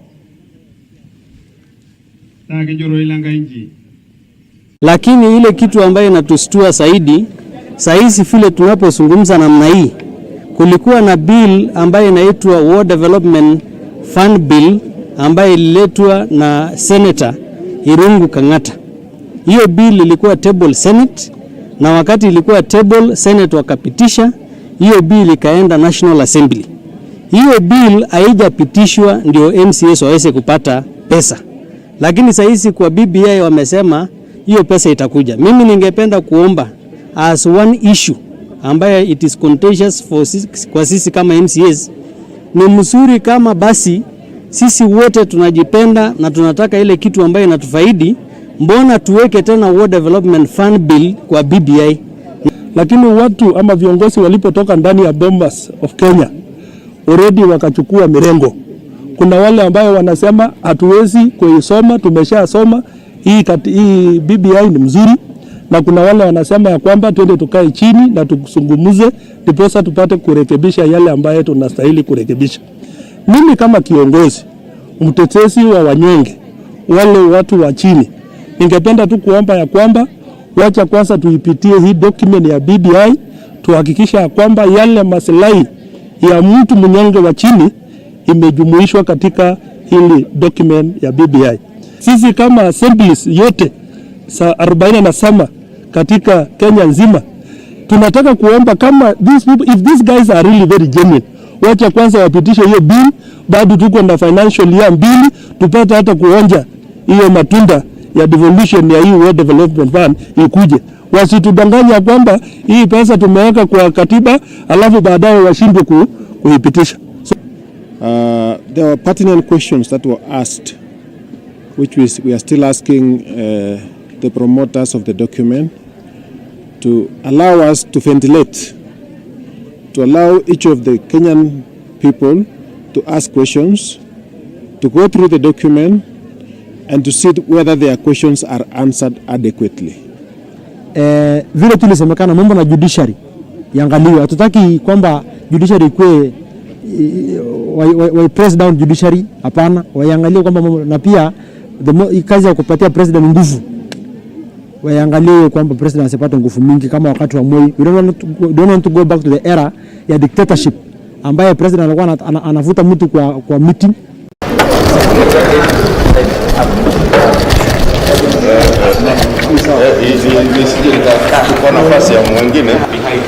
Behind the main speakers.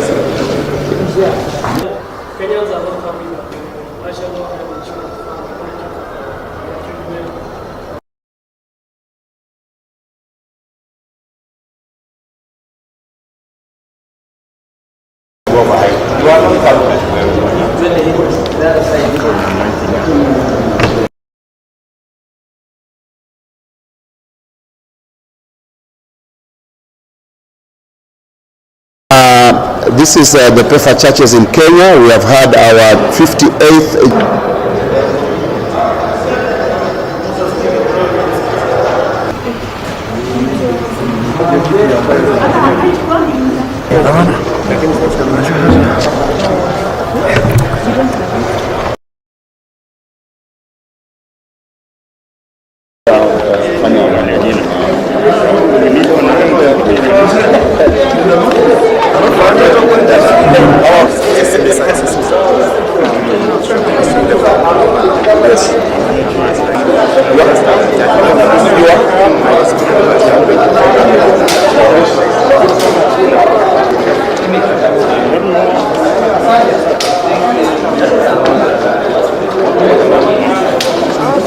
However, we propose that the following proposals in the report should require further discussions. 1. Two-third gender principle. The Kenyan women have not been adequately addressed in regard to their constitutional right and the two-third gender principle, despite the expansion of the National Assembly by the 70% of the increase of members in the proposal document. The provision therefore require further considerations and consultation to resolve. We find that the transfer of women representatives from the Senate, from the National Assembly to the Senate, is not going to really put these women in a place where some of them can be appointed into the cabinet. Independent of the National Police Service, the proposal in the BBI report to abolish the National Police Service Commission and replace it with the Kenya Police Council, headed by the Cabinet Secretary for Interior, will highly compromise and privatize the independence of the National Police Service and the Inspector General. We strongly recommend retention and strengthening of the National Police Service Commission as opposed to abolishing it. Number C, Independence of the judiciary. The proposal in the BBI report to establish an office of the judiciary ombudsman appointed by the president is weakening and endangering the judicial path of restoring and administering justice to the Kenyan people, irrespective of their social and political inclinations. And therefore, in IBC, we are saying the proposal of the IBC that they should be appointed by political parties. To us, we are saying that this is a dangerous trend because they will be eventually controlled by the same political parties. And we're wondering why this time a player is appointing a referee. The PEFA Annual General Assembly, after keen consideration of the state of the nation, proposes the following. 1. That the BBI process and all reforms now and in the future should have an inclusive national dialogue process to ensure that all concerns of Kenyans are taken into consideration. And this will be building consensus so that nobody is left out, because it is building bridges initiative, not breaking bridges initiative. We are not breaking any, we are building. Number 3, that comprehensive civic education be undertaken to ensure that all Kenyans are made aware of the contents and make informed choices. We encourage all Kenyans to read the report. The church is a good agent of civic education. We are asking that the churches be considered to be part of civic education because already they have constituencies that listen to them every day of the week and every one day of the week equally. The country's elected leaders should seriously interrogate and facilitate the apposition and appointment of all the commissioners and the electoral laws in preparation for the 2022 general election. The National Constitutional Dialogue and Consensus Building Conference should be convened to build consensus on the proposed constitutional amendments. In conclusion, we conclude pointing out that our nation is on the verge of major constitutional reforms, and transition is something we cannot ignore.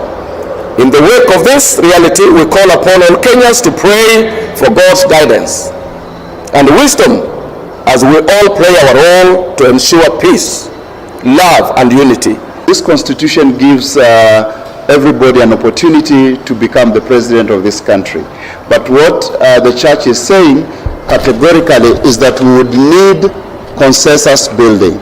We are not opposed to the document, but we are saying we cannot break bridges while building others. We build all the bridges, bring everybody on board so that we do not have a contested referendum. We want this nation to be united as we move forward. This is a matter that we have closely looked at. Currently in our country, the doctors are suffering. The coronavirus has taken a surge high, and we are talking more about BBI, but we have forgotten the lives of the Kenyans themselves. Yes, we may have BBI, we may have the document, but shall we have the people that we want to rule? Shall we have the doctors to treat us as we continue to be sick? So as a church, we are saying we need to put more concentration on the current pandemic that we have so that we are safe. Our safety is number one. That's why our children are not in school. Why? Because of the safety. So if the fund that they want to use for the referendum would be diverted and go into taking care of this surge that has come, we will be more happy as a church. Wale tuko na by-election Msambweni constituency. Mimi nimetembea huko na candidate wangu anaitwa Boga. Hata leo nimekuja naye. Boga wapi? Boga D. Boga D. Huyu ndio anaitwa Boga. Kule Msambweni tunasemaga Boga G. Boga. Hebu rudieni kidogo. Boga G. Boga power. So your excellency, hata kama mimi ni governor wa Mombasa, kuna mambo ambayo nimeona kule Msambweni wakati natembea na bunduki yangu, ambaye ningeomba utupatie sikio. Kuna mambo ya mashamba pale ambaye title deed maeneo ya Kinondo ambaye imeprogress bado kidogo tu, we would seek your intervention ili title deed zitoke. Kuna mambo ya daraja mahali kunaitwa Mvumoni ambaye imevunjika kwa miaka 7. Your excellency also ask with humility, please intervene for us. Wakati tukitoka huko tuone pia ujumbe wao tumewafikishia kwako. Kuna mambo ya miundo msingi, mambo ya soko ambaye la ajabu ni kwamba pale Ukunda there is no market ambaye watu wetu wanaweza kufanya biashara. So I'll also appeal, isiwe kama nimeenda tu Msambweni kutembea kufanya campaign. I also promise the people of Msambweni what I see I will bring to your attention so that you can act and that there is some progress and development even after I leave Msambweni and Boga County as an MP. Baada ya kuona hiyo umesema yote hiyo mambo ya shamba tukuje turekebishe. Wewe waziri ndio vile mtaenda kutengeneza hiyo mambo ya daraja sawa. Mambo yake ya stima pia na soko namna hiyo. Ni hivyo.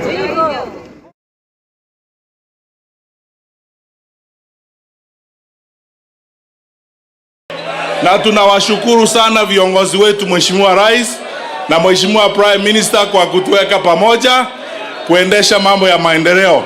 Yale Mheshimiwa Rais umetuamuru tufanye leo hapa, tutafanya na tutahakikisha yote yamekamilika. Asante sana, tuungane pamoja wananchi, tu support president wetu na Mheshimiwa Raila Odinga ili tuende mbele. Munakubali tukae pamoja? Munakubali tu support BBI? Hebu nionyeshe kwa mikono kabisa vile tumekubaliana. Na Mungu awabariki, asante sana. Again, for the issue of the BBI, we want to take this great opportunity to thank His Excellency, the President of the Republic of Kenya, Uhuru Muigai Kenyatta, and His Excellency Raila Odinga, because the BBI was launched here in Kisii. And as they received the report from the task force yesterday, we also want to urge the Kenyans to go and peruse or to read the report of the BBI so that they can get exactly what the report of the BBI is talking about. We also want to engage for the 7 year and helping task led for paying the loan.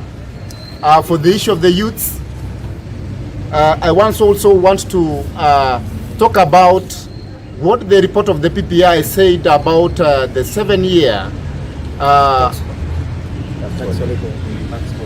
for 7 year tax holiday. I also want to talk about the 4 year waiver of help and repayment after the employment. Those are the specific areas for the youths that the report of the PPI is talking about. So this is the issue of the PPI report, that whoever wants to get it's there in every part of the cybers. We are going to get the soft copies and the hard copies so that we can get the full information all about the BBI. Thanks so much.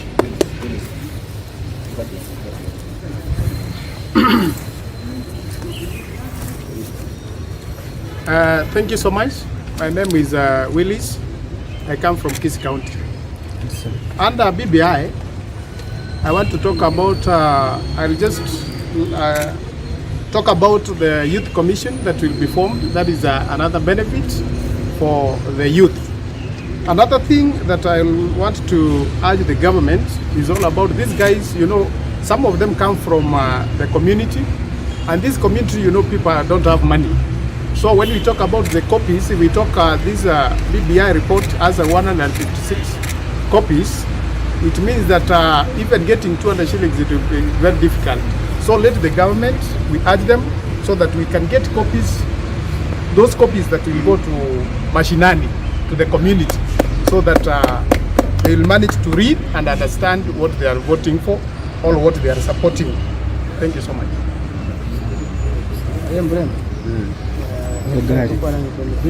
Ongelea BBI. Talk about BBI. Great thing. I also like to thank the President for opening the immigration office. In the previous days, we have seen people travel from Kisii to Nairobi, to Kisumu, to acquire these travel documents. But now the opening of the immigration office in Kisii will ease the acquisition of these very vital documents. It's going to serve around 7 counties, that is in Migori County, Nyamira County, we have Bomet, Narok, and many others. So it's a great honor. Thank you.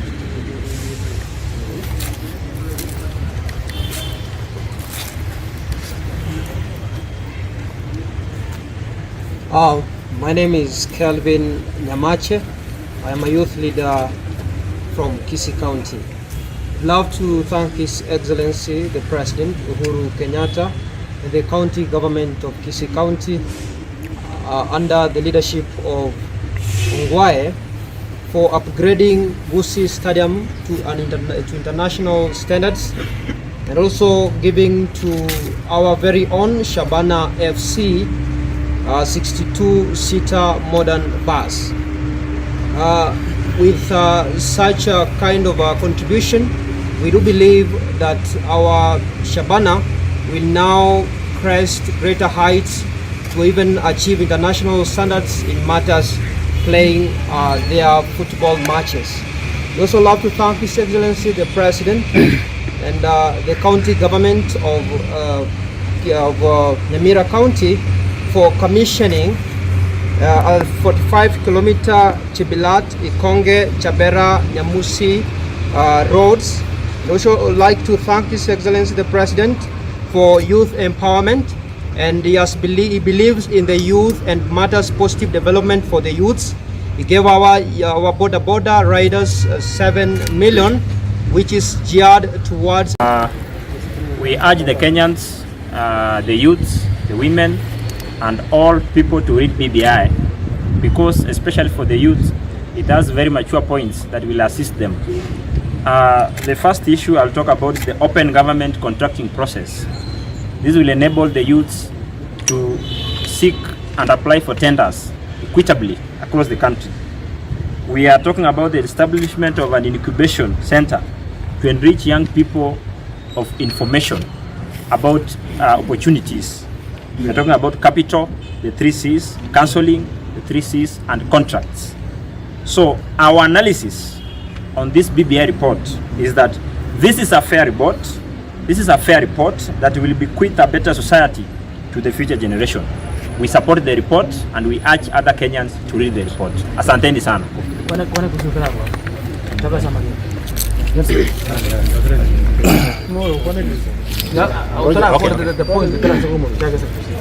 Mbuya mono sana abantu baitu rete gwakera umusikere Ramoru Odinga, mbuya mono umusike Uhuru Kenyatta omurai wense, umusike CS Fred Matiang'i asokoreta mashujaa aga Gusii.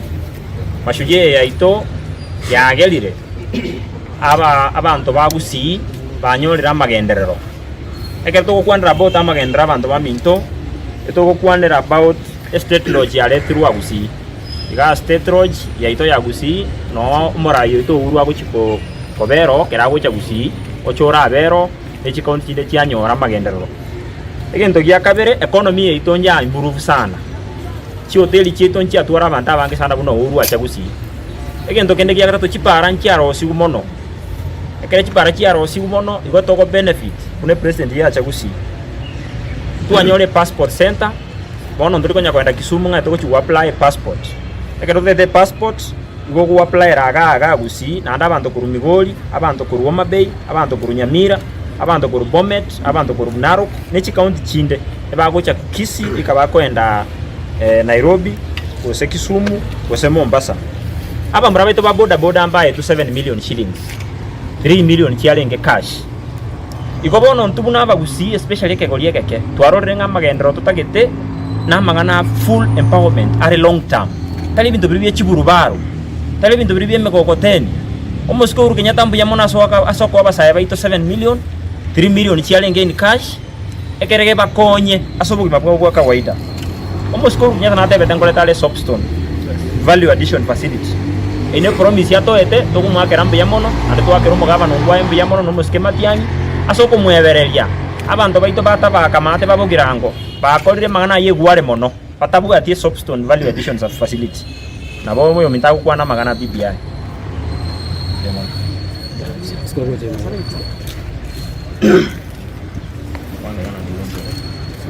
Biya mara mwanya getinge jasa mari tanguru ko Steve Junior tege tege kwanira mangana abira atatu igoro ya BBI ege tege tanga nteto kwira ndio moske Uhuru Kenyatta ngambia mono asogwanja o launch BBI ieusi esabale ya BBI ekero ya chagre go tote wanga ntubuna abasaye bagusi especially abarai ntubuna abarai babasaye ba gusi Kisi na Nyamira twaligire report ye ebinda baminto bakwande bionsi bila se report ye tojinga report ye nengia report ye ne konya abasaye report ye ne konya abanafunzi report ye ne konya abangi na nabagaka asa magana yabasaye ntwa kwandira igoro ye youth commission yego chikoba formed youth commission ngere korosibu ekinege karekia abasaye bonsi baina ne magana ali batete pakoleru ne serikali bae timu ya abasaye so twasombere report ye erengia sana bali batarasoma banyesome intubuna abasaye korugusi ko support to report ye fully kuya mono sana esabale ya BBI ekero ya chagrete amangana regional go nchokana na goeta igo ya chagrete Kisi County and it's a great honor na endo mheshimiwa Uhuru Kenyatta atuoro geti gotoiranira BBI and have launched in Kisi igen tugia kabere totete kwiranira moske Raila Odinga asega asnering ya korire ase amangana yo koreta reforms in this country tomanya the history yo moske Raila Odinga asokurwanira oboyena kwa mwanya bantu bonere ntoko mutika maega biya mono musike asogocha nande biya mono sana ege ndugiya gatatu tete ya bantu baminto bagusi in particular bare all over baigwete kusieke kero mondo tiganyore opportunity yo gosoma BBI report mondo ta Rwanda se ko tebinga batebiriga digi that report nyenyore esomere analyze make a conclusion otwara an informed decision totara agenda ko genda referendum ege ndokende we want to request the government, the county and the national government, as many as possible copies tinyinge chire kiro mwananchi or everywhere in this region. Aina rama ngana tugata mbiyama.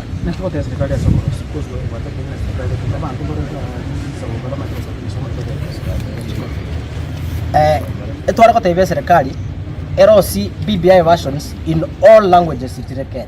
Eger no mongi no mako ikire miaka 70 anyore opportunity okale maragoli asome BBI eke maragoli anyore opportunity omongi no kale migoli mate asome kegere understand toigwana ne egento kende tutokote bya bantu bonsi ipi onye koro senga BBI ne nkongo soma idio muntu orange uragosomere akotebinkie goteo pija mono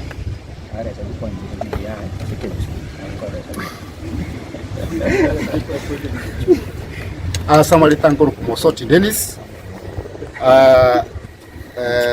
kurwa umura ibaba sai kurwa se county ya Kisi munaba minto batiekire gukwana report ya BBI yo ya bete launch ya se county ya Kisi na hinde baka receive report yesterday almost Raila Odinga no Uhuru Kenyatta yesterday anene mono niko tugukwana nga report ya BBI tiga bantu baitu bayesome elinde banyare kumanya imeninki keri kirimi banta bange babiri bagukwana nge report ya BBI nikebwate biroge prime minister of presidency nebintu binde binge batarayesoma lakini rende etoko sababa nto baitu bayesome and that's why we are urging the government so that you print a lot of copies and they unchora se menu ao abana inchi baitu bakonyara ku understand elinda bantu baitu bayesome batararu final conclusion asensemo yabasai ase chironi chiri abasaye bawo chikoigwe senge cheke pengere nkereke gukwana nga 7 years okoigwe loan kwa manya koirania so gemine tinga kine opportunity asa intuna abasaye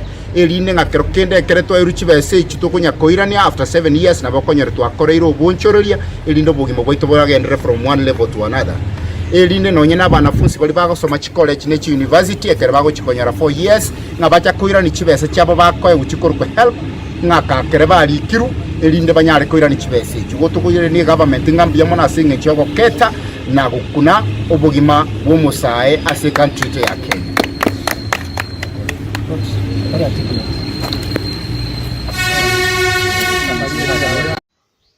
Well, ningependa kuzungumzia mambo nyeti ambayo nimeweza kuona ni kama pengine nchi yetu ni kama tuna yumba hatuna mwelekeo mzuri. na vile tunaendelea zaidi kuongea mambo ya BBI, inaonekana inaendelea kutuchanganya na kutugawanya, na ni kitu ya kusikitikisha sana, kwa sababu ningetaka kurudisha wananchi wetu wa Kenya wajue pahali tumetoka na pahali tunataka kwenda. Na kama tulisema BBI ni ya kuunganisha watu, ninashangaa kwa sababu sasa vile mimi naona sio ya kuunganisha watu, ile mambo iko naye ni ya kugawanya watu. Kwa sababu sasa umesikia watu wamerudi kwa ukabila, wanaanza kusema sisi kabila fulani, sisi governors, sisi MCAs, sisi wajumbe, sisi wa mama, sisi kabila fulani, sisi region fulani. Imekuja kutugawanyisha zaidi, na sasa kila mtu wako na interest ya kuwa hapo ndani, na sio ubaya, kwa sababu sheria imesema katiba baada ya miaka 10 lazima iangaziwe. Lakini kama inaangaziwa tu wakati tunataka kwenda kwa uchaguzi, inaonekana itagawanya si zaidi kwa sababu ya interest ya 2022. Kwa sababu sasa brokers wameingia katikati. Kuna watu wametengeneza how they will make money. Watatengeneza pesa kwa njia gani? Already kuna pesa inazunguka sasa. Kila pahali pesa inazunguka. Na ukiangalia zaidi ni kitu ya ajabu, kwa sababu ile watu yote walianguka kwa uchaguzi ndio wanaongoza BBI.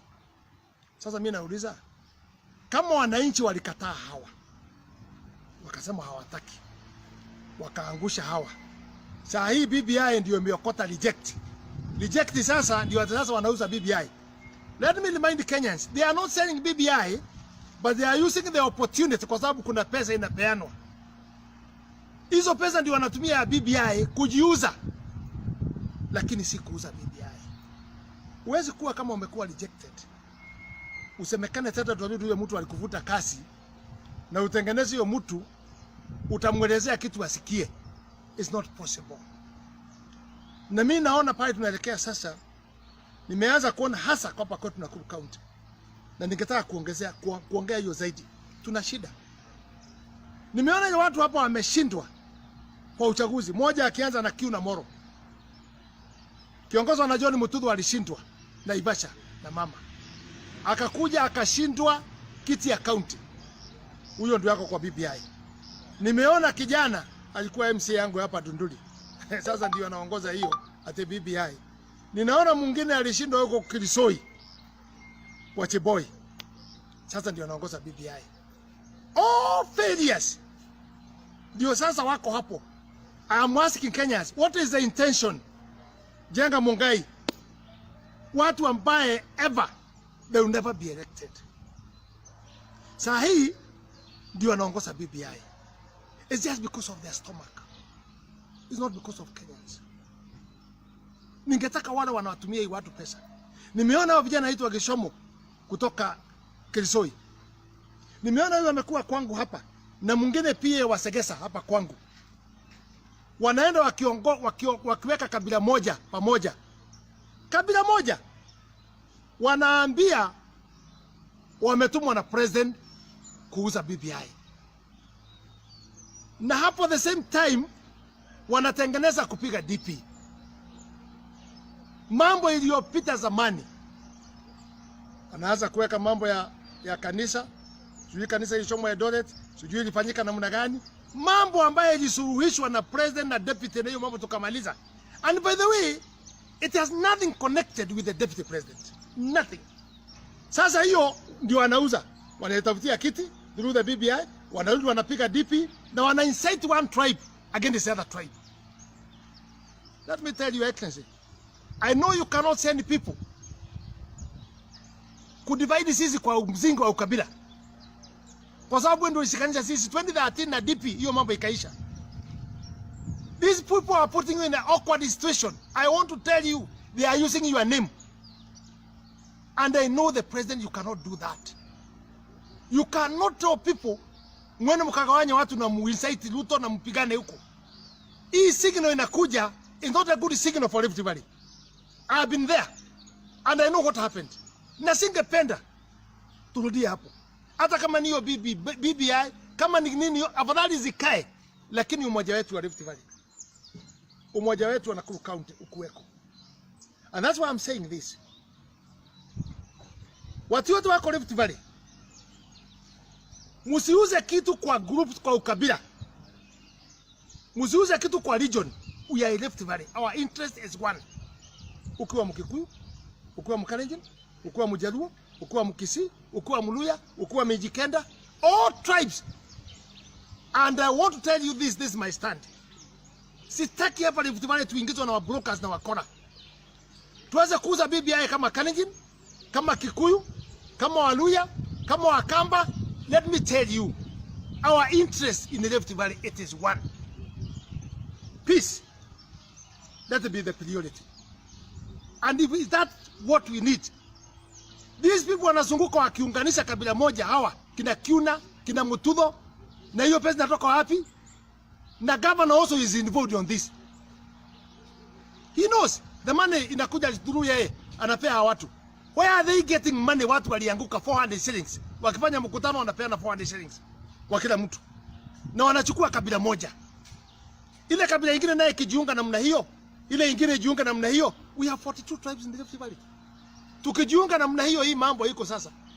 Ati ni BBI, lakini ndio kwa watu wamejificha ndani. Where are we going to take Rift Valley? As a leader of Rift Valley, as a leader of Nakuru County, as an MP of Bahati, I want to tell the people, please, let's be careful. Hii ni pepo mbaya ya shaitani inakuja na itatugawanya sisi wote. Let's be united in the Rift Valley. Let's work together. Let's sell our policy. Kama mambo tunataka kwa BBI, mambo ya mahindi, mambo ya machanchai tunaye hapa Rift Valley.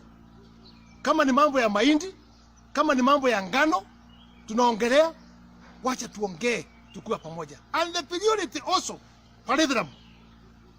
Maua ya Referendum imeshika kaunti 18 ndani ya Rift Valley. Those 18 counties, let's work together. Tupate pesa, tusaidiane. Maua right now, wazungu Americans, they are looking how they can do it. Wanakuja wanapeana pesa in advance. Tuliua Referendum board, inawekwa pesa, serikali ina interfere naye, inakufa. We want independent of Referendum board. Itoke kwa serikali iende mkono ya farmers.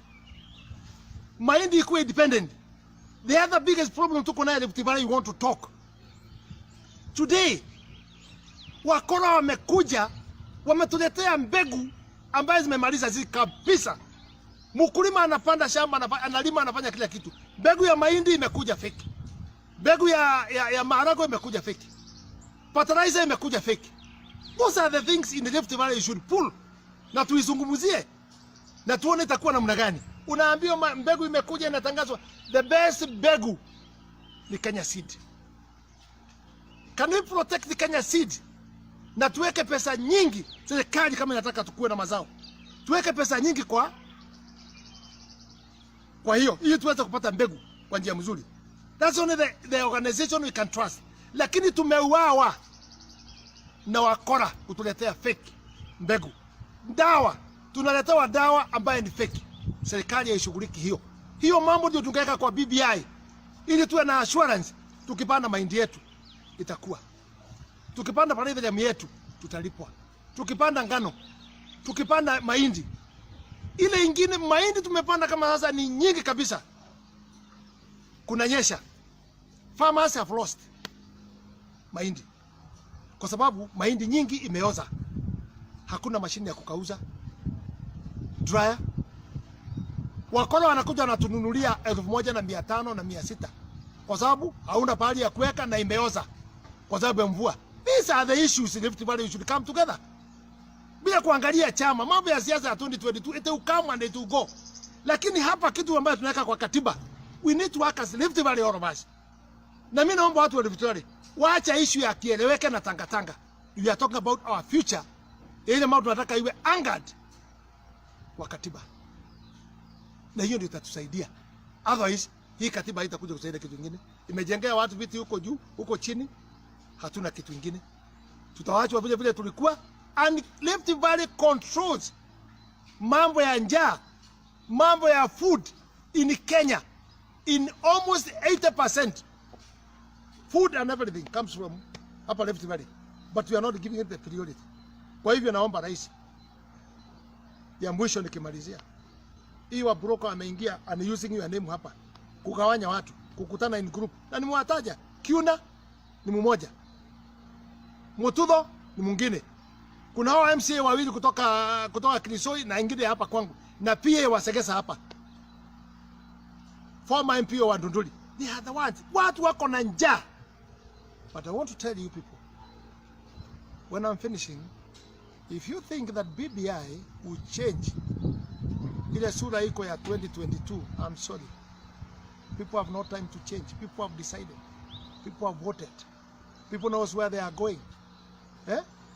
Hakuna kitu tunaweza fanya nini? You saw in America. Unasema deep state sijui system. Muliona Trump, he is in problem na hawezi kurudi tena, mambo yake imeisha. Kama America imeshindwa namna hiyo na wakiwa nakisaidiwa na nchi za nje, even Kenya people have decided. I'm happy for one statement. Nasikia ikisemekana all the time, the deputy anasema wajinga walikwisha. It is true. Hatuna wajinga tena. Now we are properly. Today I'm addressing this because also media have been compromised. Media have been compromised. And I'm telling you, we are moving from the media. Magazeti, tunawacha yote. Tunaenda kwa social media and the system ile sasa tuko naye. That's where we are going. We're going to pass the message to all people in our system. Lakini media hiyo amekuwa compromise. Msilete huyu asiongee. Hata kwa hii katiba, media nyingi wamehongwa. Wanaambiwa hamtapewa kazi ya serikali kama mtakuwa pande hiyo. What is the work of media? It is to give both sides. Ionekane raia anasema nini. Nimeona hata wakati ulikuwa kumeendwa Nyeri huko, media inaficha mambo fulani. Social media ndio inatusaidia. Inalipua kabisa exactly the truth. Kama ilikuwa Murang'a, wameficha pande moja. Murang'a wanaoneshana na the same women, hawaoneshani wakisema hawa ni tangatanga, hawa ni huruba, hawaoneshani wanakata. Let me tell you, do all those things, lakini hautatoa watu roho zao, msimamo yao. The best katiba, it is our heart. We cheated the churches, tukadanganya makanisa, tukaambia makanisa, nyinyi kwa sababu tunajua makanisa ni ya kusamehea na ni ya kusikia, lakini they were cheated. Na walidanganya nani? Raila tu, hii group ya Raila ndio walidanganya hawa. Kaambia hawa, tupitishe hii katiba, tukimaliza mambo yenu 20% tutayasikia. I've been supporting the church, but I'm happy yesterday they came out. Because the first priority tungesema 20% tufanye audit. Ile tulidanganya makanisa, tuisikize, tuambie yenyu tumesikia. Lakini sasa hii wana Kenya nawaambia imekuja, haina 20% of the churches. I'm happy with the Muslim. They pushed their nini wakawa angered kwa constitution, which is good. I'm happy for that. That wako na koti yao, wanalipwa na serikali, wafanyikazi na kila kitu, which is very good. Kwa sababu kesi inafanywa kulingana hiyo. Lakini mimi nauliza makanisa hii ingine pia naye, Pentecostal churches and the other churches, why can't they also come together? Why angered kwa katiba that watoke kuwa independent? Kwa sababu saa ile mtu anaharibu makanisa yote Kenya ni serikali. Kwa sababu all those churches now independent churches, hizo zote Pentecostal, the government is controlling, the parliament is controlling. Surely mtu hajaokoka ata control spiritual people na njia gani? Ataongoza ufalme wa mbinguni namna gani? Kuwapea condition, kuwapea sheria, kuwapea nini? Kuregister churches na njia ukona vile wanataka ya brother ya sister. That's why you are saying organization of the church. I'm supporting those people who came out yesterday. The organization of the church should be anchored in the constitution. Wajiunge wakuwe na sheria yao na mpango yao na bodi yao, so they can be able to be recommending ile mambo inawasumbua ama ile mambo wanataka kwa serikali. Wakirecommend now vile wanataka, we can discuss it. Lakini kuachia bunge at the Senate, sijui executive wa control kanisa, is just the problem we have with the judicial. Judicial is the same thing. Imekuwa shida namna hiyo. The arms of the government, we have killed 2 arms. Tumeua bunge, total corruption. They believe anything uliona kwa Senate. They believe anything that can pass. is money, lakini si walishindwa. They used about 200 million kwa corruption. Kweli serikali ambayo inasema haitaki corruption, the same government ina corrupt bunge, ina corrupt senate. Ana wanasema hawataki corruption, wanaongoza corruption kwa institution ambayo ni independent. You want judicial ikuwe independent, ipoe pesa ya kutosha, kwa sababu nayo huko pia kuna uzuri na kuna mbaya. Also corruption iko huko mingi sana, orders after orders. We need them to be done to work independent, so when we are fighting with them for bad things they are doing, we deal with them, and we deal with the judges individually. Ilo anafanya mambo ya ukora, anatoa judgment hii, kesho anatoa hii ingine. You see, we need to understand what should we do in that. Ile kitu ingine ya muhimu sana naangazia ni mambo ya Inspector General of the Police Department.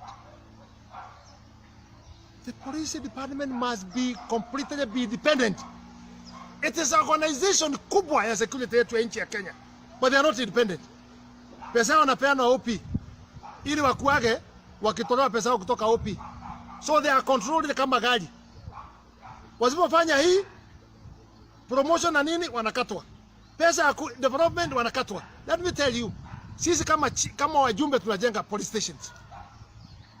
Hauwezi kuona pahali polisi na wana budget yao wanajenga police station, ama wanasaidia kujenga peke yao, ama kusupport wajumbe vile wanajenga police stations. Hakuna.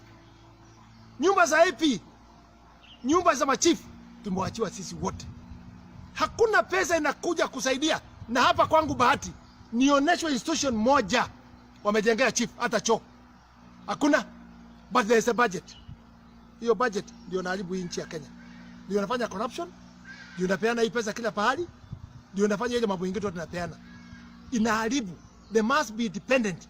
Ndio wafanya kazi yao bila kuongozwa na OP, kwa sababu right now ile shida tuko naye ya hii nchi yetu ya Kenya right now is OP. Kebisho, Matiang'i, corrupt. They are using that money corrupting everywhere. Tunajua what they are bought. Surely, if you are talking about the corruption, ukifanya Matiang'i audit, ufanya Kebisho audit, nitakuja kutoa hiyo list yote. Niko naye.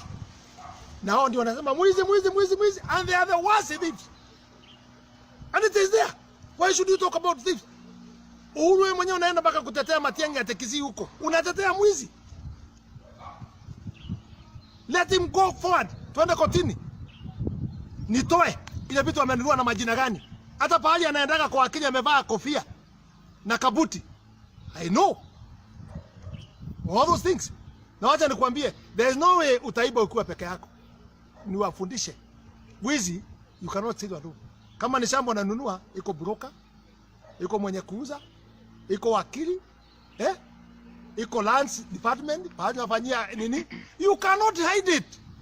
It is not easy to hide because you are not working alone. Hizo pesa wanatoa wapi? Naona wamekea watu condition. Ati ukiweka pesa hata 1400 lazima useme umetoa wapi. Ukitoa useme unapeleka wapi. Useless people. Conmen. Now, there is this issue of this wakili called Uhuru. Yes. He resurfaced recently and then went to Egg. Yes. So what is your take on that? You see, hii mambo yote ni ukora imepangwa. Let me tell you. 2013, don't tell Kenyans that to assure them. 2013, kama Uhuru na Ruto wangepelekwa Hague, tungeweza kuchukua serikali. Tulikuwa tumepangiwa ya kutosha. Lakini it went on our favor. Right now wamepangia deputy president. Kupeleka Gisharo huko, I know Gisharo had been meeting with the PS, Kebisho. Na mama moja wanakutanaga naye. Anajulikana sana. The advisor of president.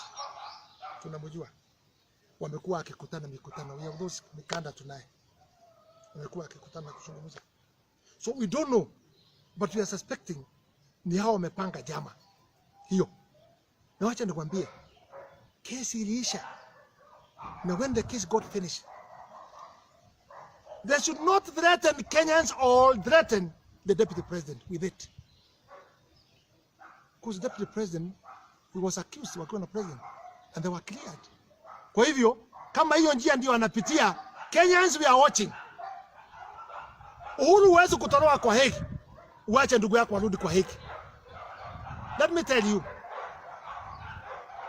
Kama hiyo ni mpango mko naye, wewe ujitoe sasa, kwa sababu unaona Ruto lazima atatuangusha nyinyi 2022, umpangie kwenda haki. God will not agree. Mlikuwa pamoja mkaombewa na mama yako. Mama ngine akaombea, akawashika kichwa pamoja, mkaombewa na wana Kenya. Hiyo mambo mnaamusha iliyopita. Mkitaka kufix wale wengine, it will be turned against you. People. Especially sasa hii watu wanaenda hapa akinicite. If it is connected and I'm writing a letter even to ICC. Hiyo watu vile wanapeana pesa hapa na ile lugha wanaongea. We have them. Hata wanaenda waambia watu wapime simu zote. Wanachukua picha na kutuma Nairobi. Ndio waendelee kupewa pesa. Anaozana watafanya kazi. Wanatuma Nairobi. But are they not fixing the president? When they are saying that wanatuma na president, which is not true or not true or true, nobody knows. Kama wanafanya namna hiyo, see that is incitement ya kuleta vita hapa kwetu. And we are not going to fight in everybody. Let me tell you, assure you that. We are brothers and sisters. Tulisoma makosa yetu, sisi wote, na tukasemeana, na tukakuwa pamoja. We shall never fight. Hata mkijaribu incitement gani. Na hawa ndio magenerals mnawajua. Kama Jenga Mungai generals, kama Kiuna, they were generals. Wanajaribu kushika kabila hii na kabila hii wapiganishe. Wakikuyu na Wakalenjin ndio kukuwa na vita. It will not happen. I'm asking my brothers Kalenjin, I'm asking my brothers Kikuyu, I'm asking all the community in Nakuru County, in the Rift Valley.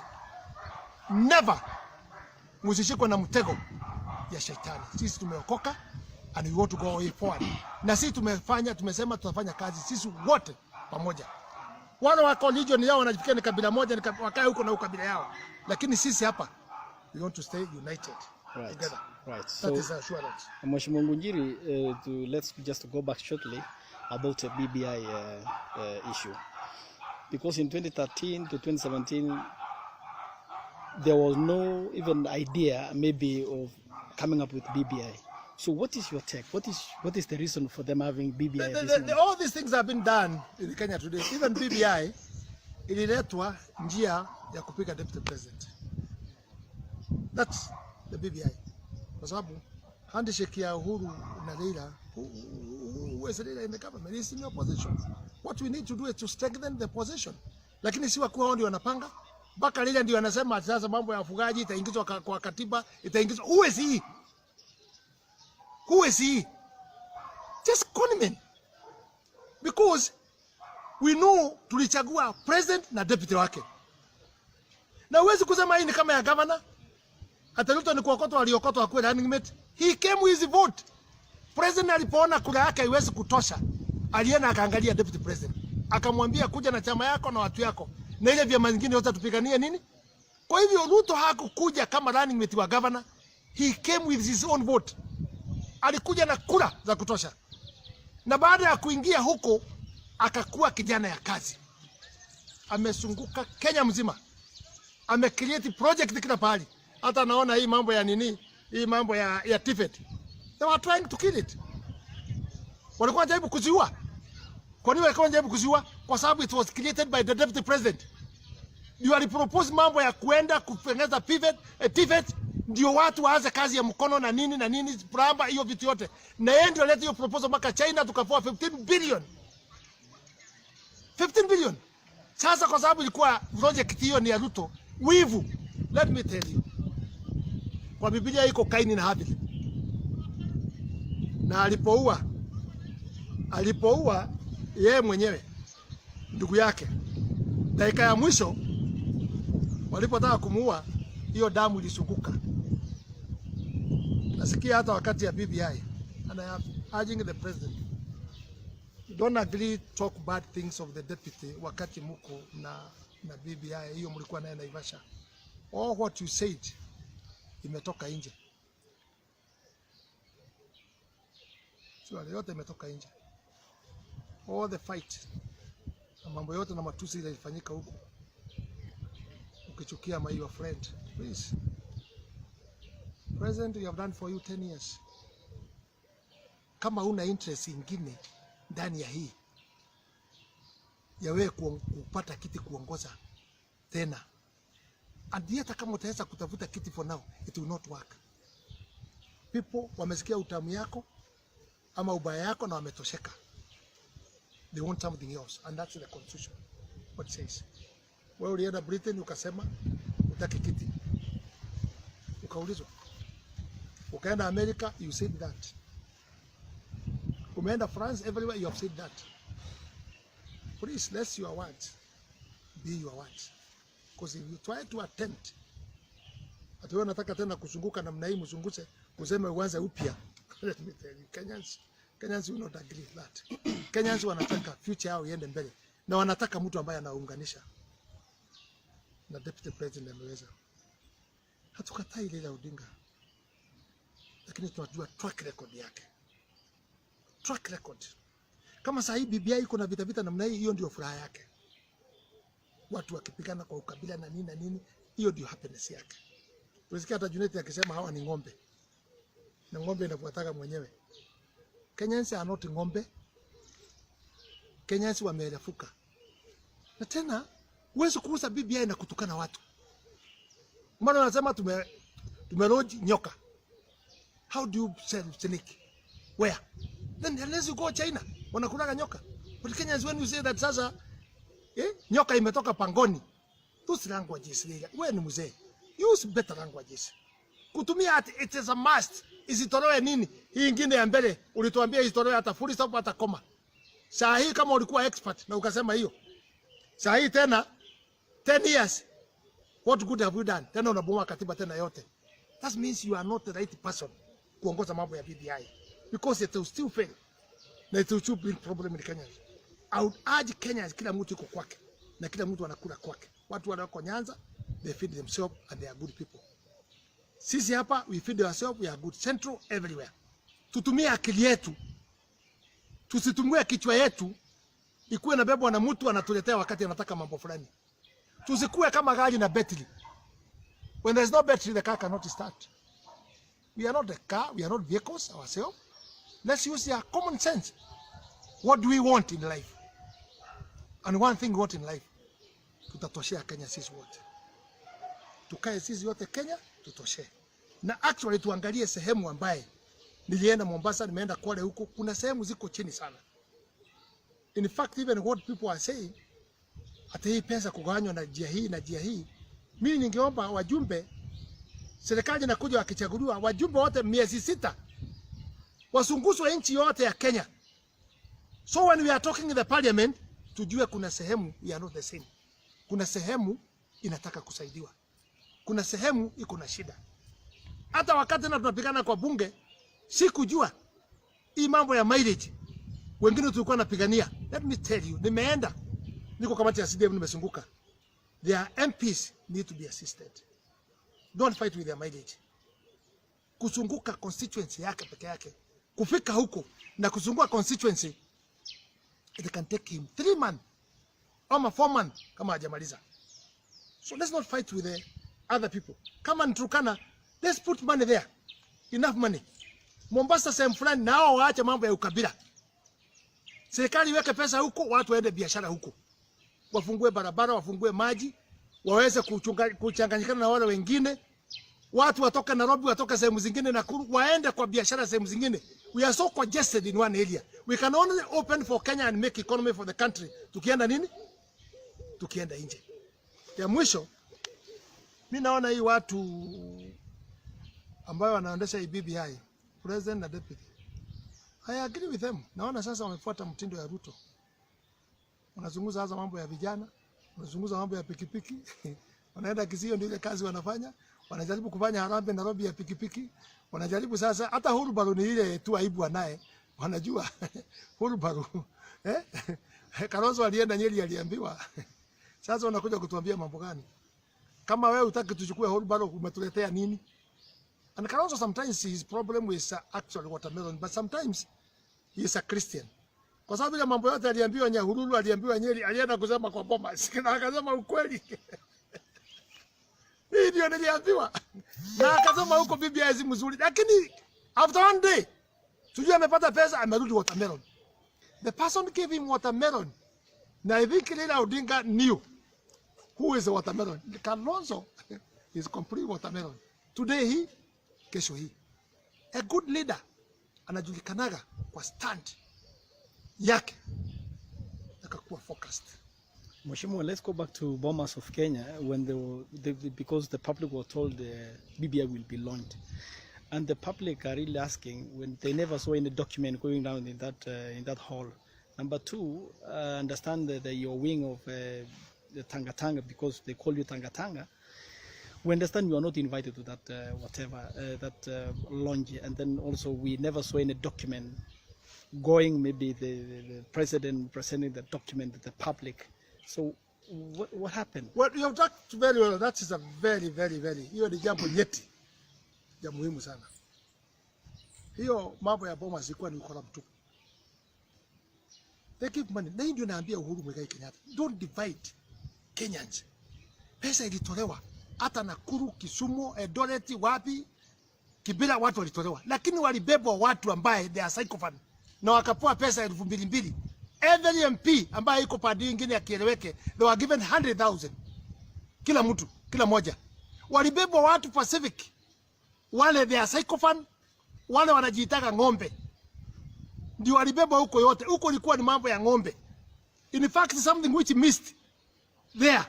Ni ile tu sauti ya ng'ombe mo. Hiyo ndio ilikosa tu huko. Because they were carried. They were given money. Hata Nakuru hapo alitoroa. In one side. If you want to, unataka kuunganisha Kenya. Utaunganisha namna gani wakati mnabeba watu wa pande moja? They went there and the preparation was that they knew the deputy president walikuwa wanategea mambo mawili, asiende washerekee na watukane sisi, aende wamshout. But the guy had the spirit of God. Mtu ambaye Mungu amesema atakabariki, hakuna mtu atakayezuia. He was one man army. One man army. He stood. He told them the truth. All Kenyans wale walikuwa nje. Watu wa dudhi walikuwa nasema tunangoja tusikie vile deputy president anazungumza. Kumaliza hawakuoja speech nyingine, wakapima wasimu yao. They said our future president have talked.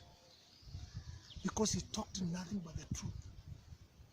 Hata siku hiyo tulirudi tukakutana na jioni, akaniambia nimeungana na wewe Ngunjiri kusema ukweli na kujipanga kwenda mbinguni. Hiyo watu walinipangia wote. But God stood with me. And niliweka ile maneno nilifikiria kusaidia Kenyans. Na it is true because Kenyans supported all what he said. Ni kama siku ile alisema mambo ya pesa hii, alisema win-win situation. It end like that. The end of the day. Hii amesema watu wakae chini wazungumuze. It's now have gone in that same line. Ile amesema. So he is a leader who has future. He is a leader who want to connect the people together. Yeye akienda kila pahali anaunganisha watu yote. Hana kabila yake. Lakini hawa walirudi wakapanga President na Raila Odinga, one of the condition ya handshake. Wacha tutengeneze ma chiefs. Sasa tuache mambo ya national government. National unit. Wacha tutengeneze ma chief. Wewe Raila kwenda kuwa chief Nyanza, wewe Kalonzo kuwa chief, senior chief Ukambani. Wewe naye enda huko Gideon ukuwe chief pande hiyo ya Baringo. Wewe ule mwingine, wewe governor wa Mombasa, wewe kuwa chief. Sasa wamejirudisha chini promotion kuliko kuangalia pale Mungu ameweka kuunganisha wana Kenya, wakajifanya senior chief. Hata wengine wanajiita paramount chiefs. Watu wakukaa na kabila yao na kuinsaidi kabila yao. Let me tell you, God don't want that. God want all of us as children tukae pamoja. Let me remind you, 1963 tulikuwa milioni 7.5. Na pia kulikuwa na vita kali ilifanya tupige wazungu. Wazazi wetu. Tulikuwa nasema hatuwezi kutoshea hii mashamba. My friend, now we have 47 million. Bado tumetoshea. Na bado kuna shamba bado ni empty. Na wale wamechukua kubwa wakubali ku accommodate the others. Kwa sababu economy ikiwa nzuri Doesn't matter how big land you have. For real economy, your brother and your sister. Na tunajua wamekimbia, wameanza kubadilisha mashamba yao na kuweka kwa kampuni fulani na kubadilisha nini. But we have a track record. And lastly, Mheshimiwa, yesterday the President and the Prime Minister were expected to join the governors and their deputies. And then because it was highly announced that the President will be there tomorrow, and then that never happened. What happened? You know the problem? The people on social media were not there. If you are there, you guys mngesaidia sisi sana. Kwa sababu huko kulikuwa kulimana mpaka Mangume. Ilikuwa huko mpaka Mangume, governors. Wao ukiwachia watu wameiba. Hii nchi yetu wameiba pesa yetu yote. Si hao ndio wengi wameiba, governors wengi. I'm not saying all. Some of them are good. Lakini wale wanaongoza ndio wezi wakubwa. Sasa wewe ukijiuliza ile siasa walipeleka huko waliharibu zaidi. Kwa hivyo President na Prime Minister wangeenda huko kwa sababu ile vita already ilikuwa imewakishwa mafuta. Ilikuwa kali. And also nawapongeza. Kama wangeenda huko, wangeenda kujikuta kwa moto. Ile ingetakikana. Some of those governors nasikia wakirukaruka. I know them. They are Nicodemus. They are coming at night. Kuuliza nani atawapeleka kwa deputy president. Because they are Nicodemus. Huko wanaimba kitu kingine, lakini wanajua ukweli iko kwa deputy. So we have a big work we are doing for Nicodemus. Ni wengi sana wanachukua. So there was a total chaos. Chaos in yes, the governance total chaos. Hakuna kitu ya kusikizana. Unaenda kupeleka wezi waonekane wakiongea, wengine wa support BBI because they are fearing to be arrested. Kuna mmoja aliniambia mimi nipa mwestano nitakuja. Kama sina namna hiyo, unitafutie milioni kama 50 ya board kwa sababu nitashikwa. That is confessing that he is a thief. Hii interest naye kubwa 15%. Hii pesa inaenda county. Tunashindwa kulipa 15%. Are you saying the 15% is they are not even remitting the 15%? Iko na shida. Hii tumelimit juzi kama watu wameumia kabisa, contractor vitu yao imeuzwa. Nini yote? Tu limited the last minute, kwani Kenyans waoni tulitoa hiyo pesa ilitolewa na serikali dakika ya mwisho. Is it 2 months or 3 months or even last week? So you saying now you imeanza kuachiliwa sasa hiyo ni 15%. Sasa hii tunasema 35% and the economy is down. My friend, inatoka wapi? Kama si ile mambo ya pesa ya corona tulipoa kutoka nje. Ikalipa pesa ya wazee, ikalipa madeni ya national service, ikalipa madeni nyingine ilikuweko mingi sana imesimama. Kama sio hiyo hata serikali mshahara ilikuwa kuna. That's why maybe I don't want to say corona irudi itaokoa hawa kwa sababu tutapata donation mingi sana tuweze kulipa madeni yetu. But the corona is real. All Kenyans must be careful with corona. Hata kama mmefanya biashara na watu wengine, lakini corona iko. Right. Na tuna shida kwa sababu watoto wetu wako shule zetu zingine zimekuwa affected, na hata mask ya 30,000, ya 30 shilling, ya 20,000, ya 20 shilling. Hatuwezi serikali they cannot be able to kununulia watoto wetu. Na corona imekuja juu. Hiyo pesa wanakula wanaiba. And I'm praying God, and I want to confess here. Ile watu waliiba pesa ya corona, may God see them and perish them. Kwa sababu hiyo ni kama kuua mwana Kenya ule wa kawaida. So lastly, because now we are going with the process of BBI, what are you telling Kenyans? What I will tell Kenyans, let's insist tukue everybody, kama vile hasa naona magavana wanazungumza, MCA wanazungumza, wanazungumza mambo haya, nani wengine wanazungumza mambo haya, kila mtu anazungumza. Tuone kama wataweza kusikizwa na wakae pamoja. Wakisha kaa pamoja, tuone tutafanya namna gani. Ili wakikosa kusikizana na sisi na ni watumia kifua, then hiyo itabeba mzigo yao. What do we do? Itakuwa ni mzigo yao ya kugawanya Kenyans. Because us what we don't want, and what the deputy president, I'm not talking his behalf, but I read his mind. What the deputy president don't want, ni kitu itagawanya wana Kenya. At yes or no, he is not interested with that. Because wana Kenya wote anaona they should be together. Na wanaona hata 2022 bila amesukuma wote nataka wakuwe pamoja. Kwa hivyo maombi yake kila siku anaomba let's not divide Kenyans. Lakini unajua kuna jamaa yule. Si unamjua yule jamaa anatakaga Kenya ikue na shida na vita kila siku. Hakuna hiyo vitu yote tunaweka kwa katiba. Haiwezi fanyika na hii katiba. Kuongeza from 15% doesn't need constitution. No. Imeweka tu ceiling isirudi 15%. Lakini juu economy ikiwa mzuri, you can add it. Mambo mnadanganywa ya youth. Unaambiwa youth sijui mkimaliza mtakuwa mkriba miaka doesn't need constitution. Doesn't need constitution. Hiyo ni bili kuja kwa bunge through the government tumalizane naye. Haitaji hii kusema hata watu wa pesa watu ya maskini wale wako chini ataweza kulipa malessence watakuwa kikaa 7 years ndio waanze kulipa pure lie. Kwa sababu why not now? Already they are there na wako na shida. Si ni kanyama imewekwa ya kupitisha BBI. Why not now tuseme county government na the government itself wanabomolea watu. Tumeona amebomoa kila pahali. Wanakatakata mahindi za watu. Ndio leo iende iende Nyanza. Ndio iende huko Busia. Ndio iende mpaka Tanzania.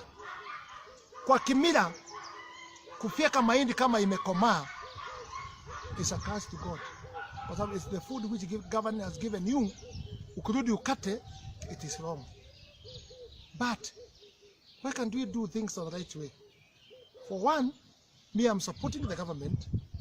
Kwa hii mambo ya reli kutoka Nairobi, kupita Limuru, kupita Mai Mahiu, kupita Naivasha, kupita Gilgil, kupita Nakuru, kupita Lubagon, kupita Molo, baka iende baka. That is a good, that's business. That's you me I agree with it 100%. Hata kama ndio tungefanya ile nyingine, tusipopitisha ile Mai Mahiu tuitengeneze njia nyingine hiyo.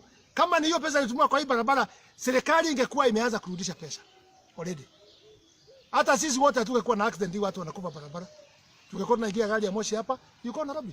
You come back in the evening or you come back at night. Hiyo ingetusaidia sana. And you remember 2013 tukua State House. I complained that to the president. Myself. Na nikasema ile reli ingekuwa ya muhimu ni ya hiyo route na hatununui shamba. Hatununui shamba.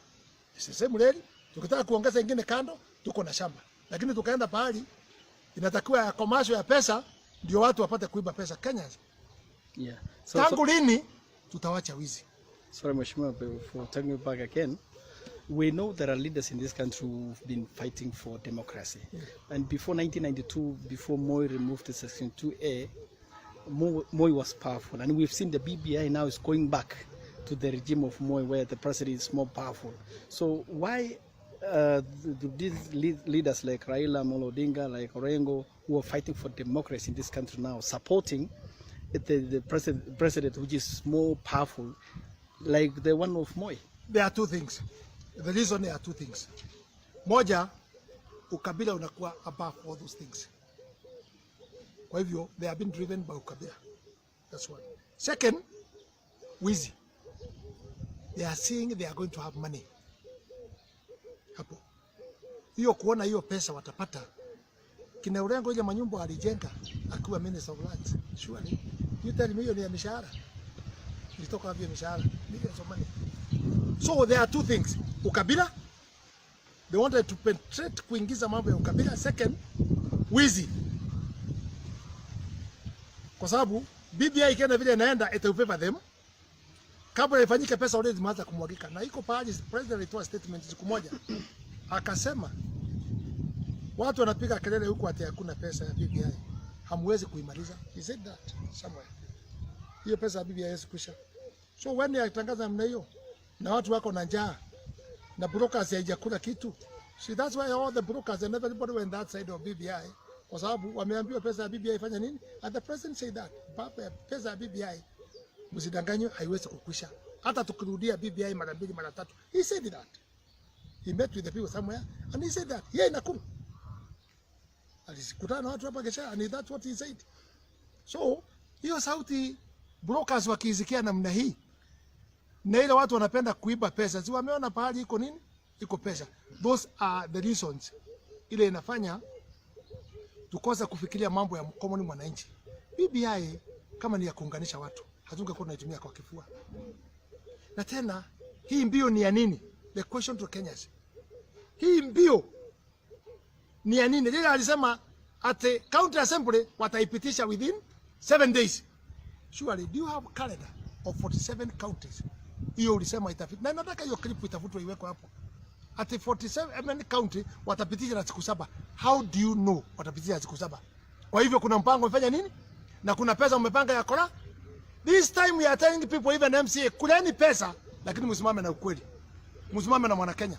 Kwa sababu naye yule MCA hata sikiza what the crowd is saying nyumbani.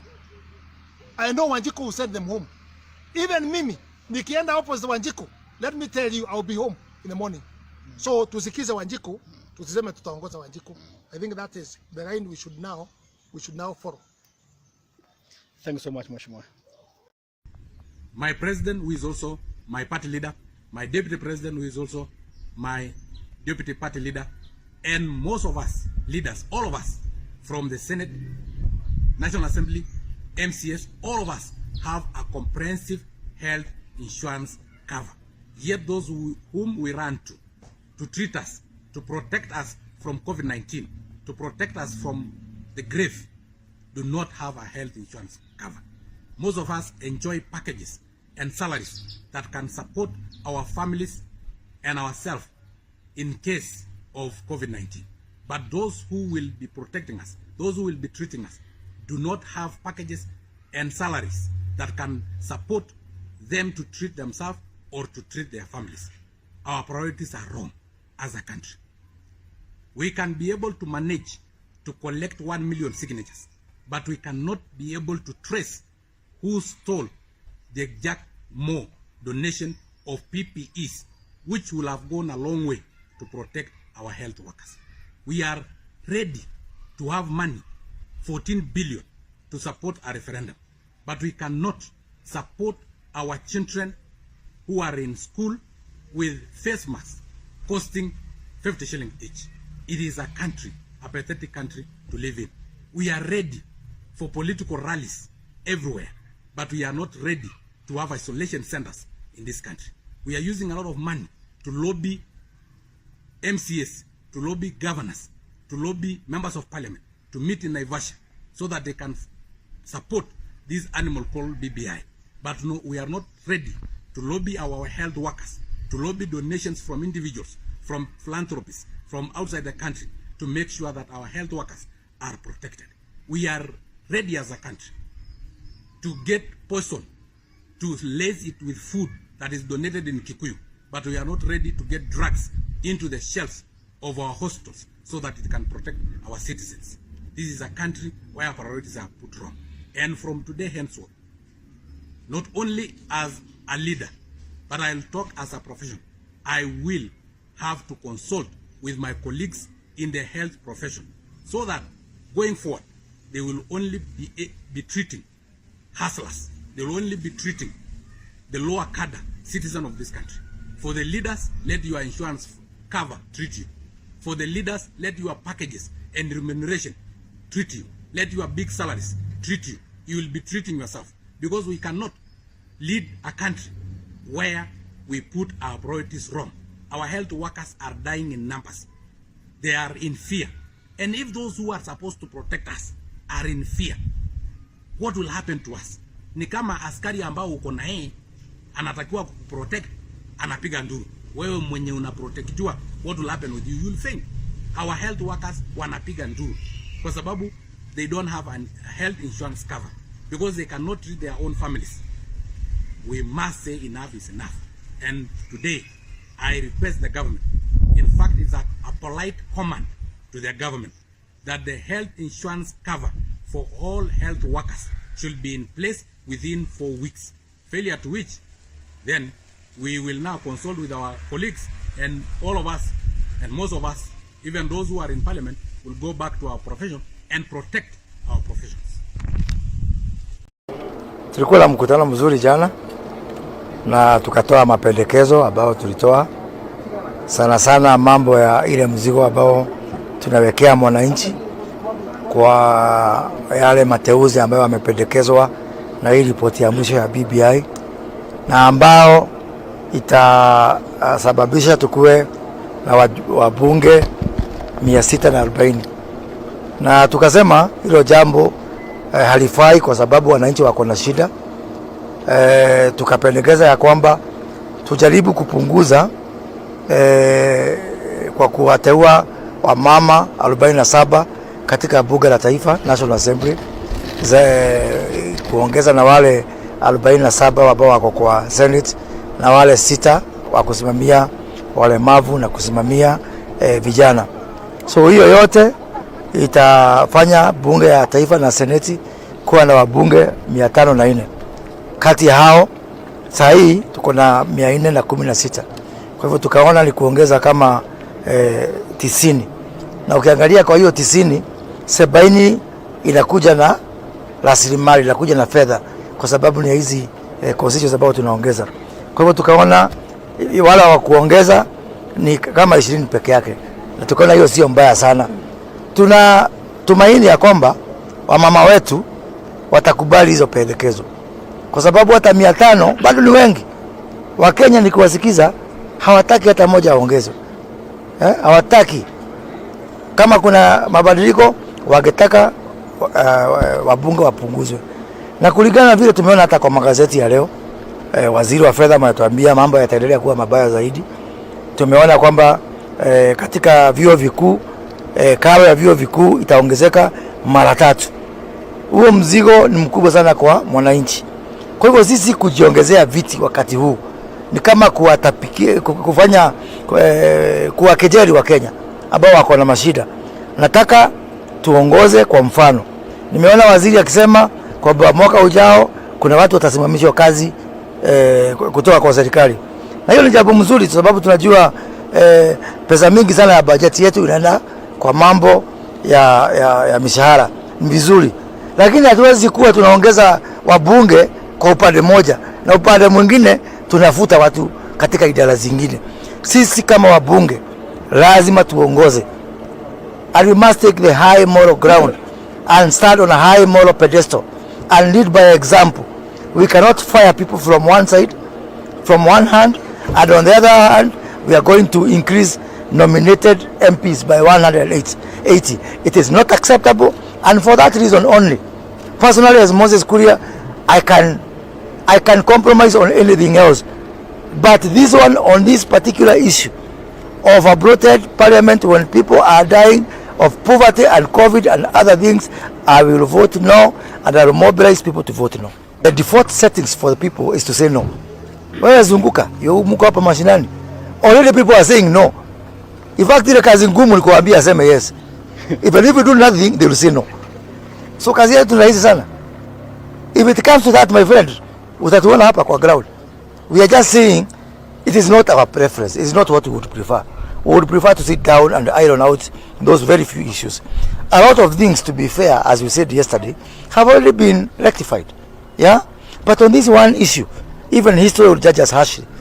And I don't think that it is fair for Uhuru Kenyatta's legacy to be that president who increased members of parliament nominated by 180.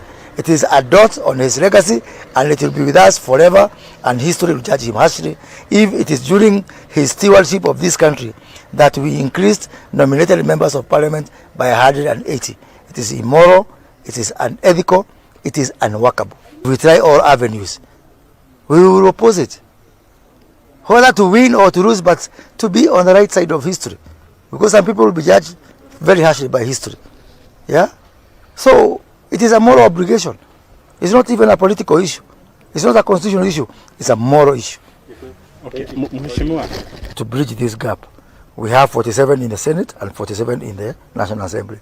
And the reason we want 47 in the National Assembly is, one, they have been doing some good work with the GAF, you know, the National Government Affirmative Action Fund, which is social in nature.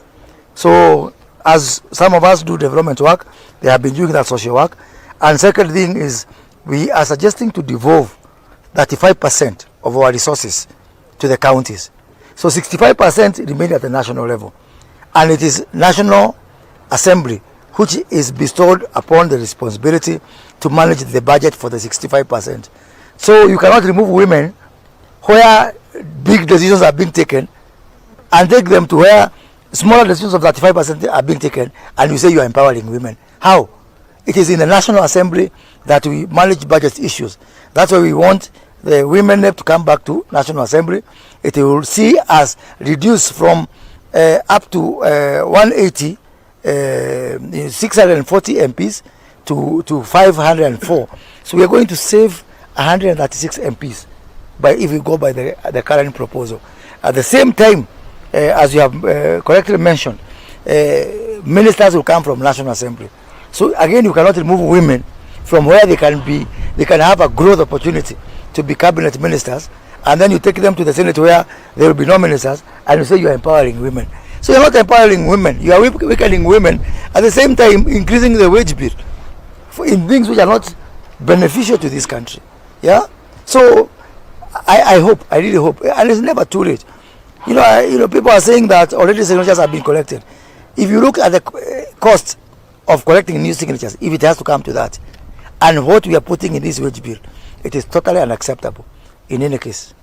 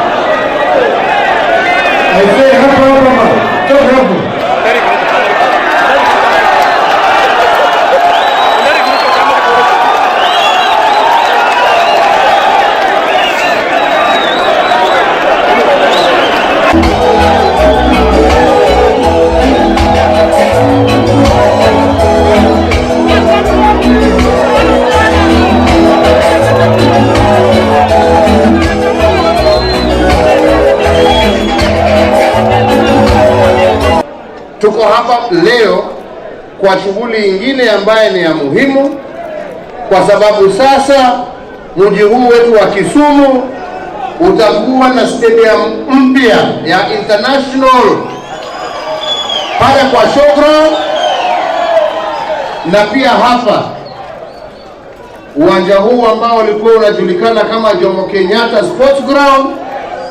Tuko hapa leo kubadilisha jina iitwe Jaramogi Oginga Odinga Sports Ground, na pia pahali ya wananchi kupumzika. Na bwana gavana, kwa sababu hii itakuwa kazi yako, mimi nataka kukuahidi ya kwamba serikali ya kitaifa itatoa shilingi milioni 100 kukuongezea ndio umalize hii kazi. Huwezi kusema ati kwanza kwa sababu naumwa na kichwa wacha nikunywe Panadol. Malaria ukitaka kuitoa kuna dawa ya malaria. Na hiyo ndio tunasema tunataka kutoa ugonjwa ambao uko katika mwili wa Kenya ukiwa wote, na ndio Kenya isimame imara tukienda mbele. Si ni hivyo? Kwa hivyo tusiambiwe ya kwamba hapana, hii tutafanya sasa, hii hatuna haja ya kufanya. It must be taken together. It is a package. It is a package that is addressing that which ails the Republic of Kenya in the hope of making our country better, in the hope of making our country stronger, in the hope of ensuring that our people are able to live a prosperous, safe and secure life without fear.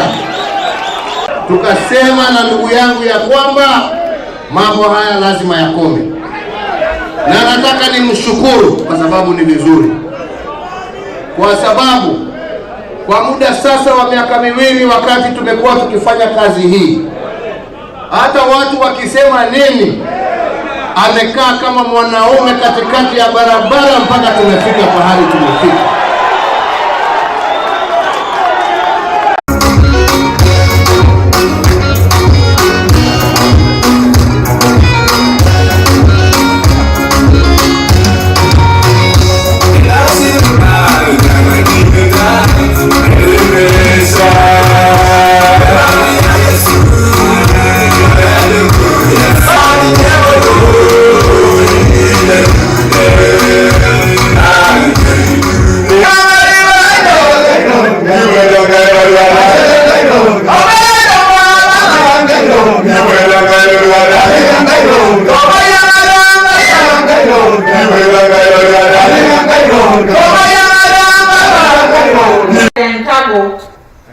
Anatoka kwenye kanisa ile ambayo wakati mmoja hapa.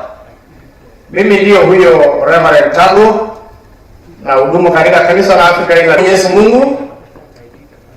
Ningependa kuchukua nafasi hii maana labda sitapata nafasi na limetuwezesha tukatoka katika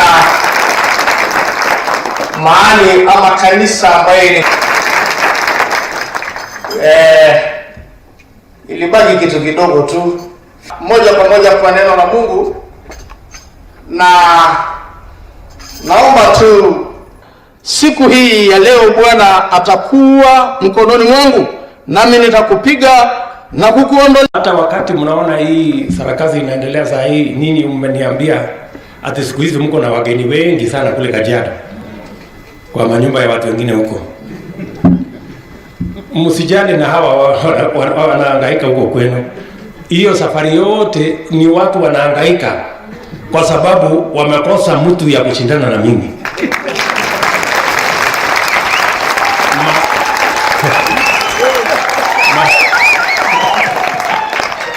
Mahangaiko yote hiyo mnasikia huko Kajiado, mara wanaweka kwa gazeti wameungana sijui watu karibu 30. Na bado wanaona hii mlolongo ya watu 30 haijatosha. Bado wanatafuta wengine wa kuunganisha. So mimi naongojea. Naongojea. Mimi naongojea. Si ndio? Juzi waliniambia ati wako na kitu inaitwa system. Na wako na ingine inaitwa deep state. Mimi nikamwambia sawa. Na mimi niko na wananchi na Mungu. Tukutane. Tukutane. Ama namna gani? Si namna hiyo? Namna hiyo. The line is drawn. So bado wanahangaika sasa, mara sijui nini. Liona juzi wameunda mlolongo mwingine mrefu.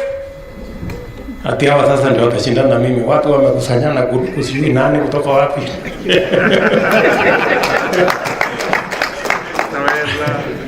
Nani kutoka wapi? Na bado ijatosha, bado wanatafuta wengine wa kuunga hiyo mlolongo. So ni sawa tu. Tunangojea hiyo mlolongo iunganike, alafu tutakutana na wao. Ile kitu mimi nataka niwaombe kama wa Kenya. Siasa yetu ya Kenya tusikubali irudi mahali ya mgawanyiko na chuki na ukabila na kusema ya kwamba watu wanagawana kwa vikundi ya kabila hii na kabila ile. No. Najua kuna watu wengi, kuna msukumo mkubwa sasa. Msukumo ya kwamba kila kabila iwe na tribal chief yake. Ndio hawa ma tribal chief wakikutana mahali fulani ati wanaamulia wale wengine. Sisi tunataka tuwaambie, my friend, kila Mkenya atajiamulia. Hakuna mwenye kuamulia mwingine.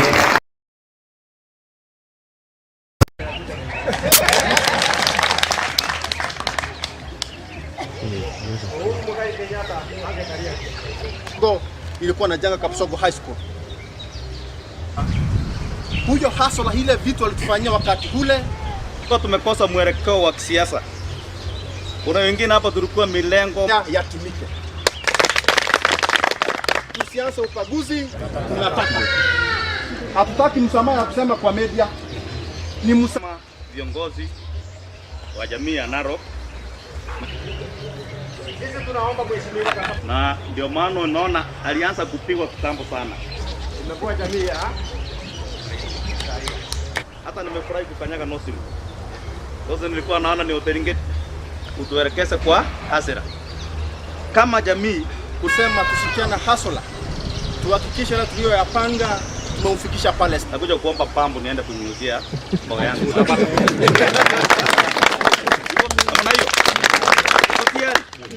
Sasa ile tu atukaribishe. Waje yeye aliye ndani, lakini tutakuja kufuta ya macho. Hivyo kama viongozi. Kuna kumbuka hiyo story. Yule mjamaa alipewa Commissioner of Agriculture county. Wale matajiri sema tusikiane hustler. Tuhakikishe na tuliyoyapanga tumeufikisha pale. Sasa pesa ya mapikipiki jamii. Alisaidia hustler mwenzake pesa ya pikipiki. Pande ule ukishika ile unajua miguu yako iko na shida namna kidogo kidogo lakini tende. Nilienda Kiligoris kuna viongozi hapa. Tulienda sehemu yetu ilikuwa sasa kutengeneza kazi ya wananchi. Na ndio sababu tulikuja na big four agenda. Agenda ya kwanza ni affordable housing.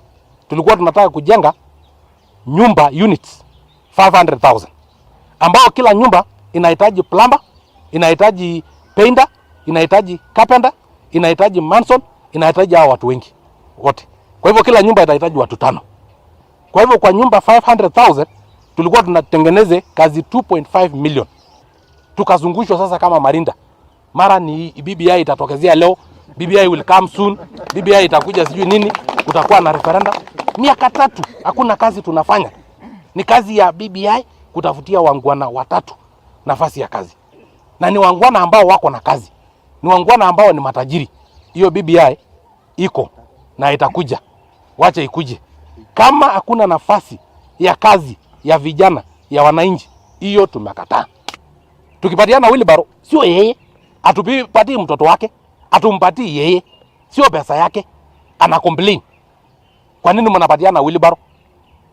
Kwa sababu yeye amesaliwa kwa nyumba ya tajiri, amesaliwa kwa nyumba ya makamu wa rais ambao V8 ndio ilikuwa inampeleka shule. Ajui kuna wengi wetu ambao tulianza biashara na kitu ambao ni bei rahisi kuliko wheelbarrow. Mimi nilianza biashara na ile kitu ya kunoa visu. Unajuanga ile kitu ya kunoa visu ya mguu moja. Inakuanga ya mguu moja kwa sababu sisi ndio tuliunda na niliundia mguu moja kwa sababu nyingine ilivunjika. Yeye anajua kuna mama hapa Masai hapa imejichora, imekatika mara mbili, kichwa karibu katika mara mbili kwa sababu ya kukata baba mtungi. Ukimpatia wheelbarrow asukume nayo badala ya kuwekelea kichwa yake na haribu hata mafikira yake na haribu kichwa karibu katika mara mbili, unafikiri iwezi msaidia huyo mtu? Mtuelewe tu, naomba tu mtuelewe. Kwa sababu sisi tunasema hii inchi sio ya familia 3, sio ya familia 5. Ni ya yetu sisi wote milioni 50 ambao tuko katika inchi ya Kenya. Kwa nini tusiambiwe yani hakuna loser, hakuna winner? Ati wote waenda wakae kwa meza. Si basi hakuna haja ya kufanya uchaguzi. Si wakae tu kwa meza waseme wewe kuwa prime minister, wewe kuwa nini, wewe kuwa nini? Utuache. Kwa nini tutumie mamilioni ya pesa kufanya uchaguzi ambao wote wataingia kwa uongozi? Kwa nini? Alafu tunaambiwa ati hao ndio wanaletanga vurugu, wasipogawiwa, wasifanywe. Kwani? Na mheshimu rais wangu kabisa 100% na bado ndaendelea kumheshimu kwa sababu yeye ndio party leader wangu na tutaendelea kushirikiana naye mpaka 2022. Kama tunasema kwa sababu ya corona watu wasikutane, wale waganga wasikutane pia, na sisi hustlers tusikutane pia. Wale ambao wanatumia kinyume ya katiba kupatia Inspector General orders ya kusimamisha hii mkutano na kupatia ingine iendelee, nataka kuambia Inspector General of Police, this one we will revisit. It may not be today or tomorrow, but we will one day revisit. Na nataka kukumbusha wewe Mutiambei, kumbuka your predecessor Ali alitumiwa kwa 2007, si ndio? Si alienda kusimama Hague peke yake bila hiyo crown na bila hiyo uniform? Bas hata wewe tunakuwatch. Jubilee Kalenjin leaders have warned President Uhuru Kenyatta against getting any advice from Raila Odinga. Last week, President Uhuru Kenyatta confirmed that he consults Raila on various matters and they work best for Kenya. Juzi Mheshimiwa Rais aliongea and he said, I consult Raila Odinga. Raila Odinga advises me. And I want to say, if that is the direction which the president is going, we are doomed as a country. We sit, we discuss, we agree. He also gives me ideas. I explain, but he also gives me ideas that enhance something and make it even better. Now, what's wrong with that? The president is the first one in the world to bring in his opponent to come and advise him. We've never seen that in this world. We sit, we discuss, we agree. He also gives me ideas. Why did we go to the polls? Why did we vote for the president? Why has he abandoned all his supporters, including the deputy president, and he's going to Raila? I explain, but he also gives me ideas that enhance something and make it even better. Now, what's wrong with that? We know the habit of Raila. Since 1992, even the father, he was not brought in by the old Kenyatta, Jomo Kenyatta. And Moi did not accept Raila. Now that the president has hinted and has confirmed and has confessed that Raila is advising him, then that the Raila advised the president on building bridges. Building bridges was awarded 10 billion to go around the country. And that 10 billion is going to Orange House, Orange Democratic Party, led by Raila, to cause havoc, to cause division, to cause hatred in this country. This is the same Raila who advised the president on matters of housing levy, that people will be taxed 1.5% of their income. And thank God, because it has been stopped by the courts.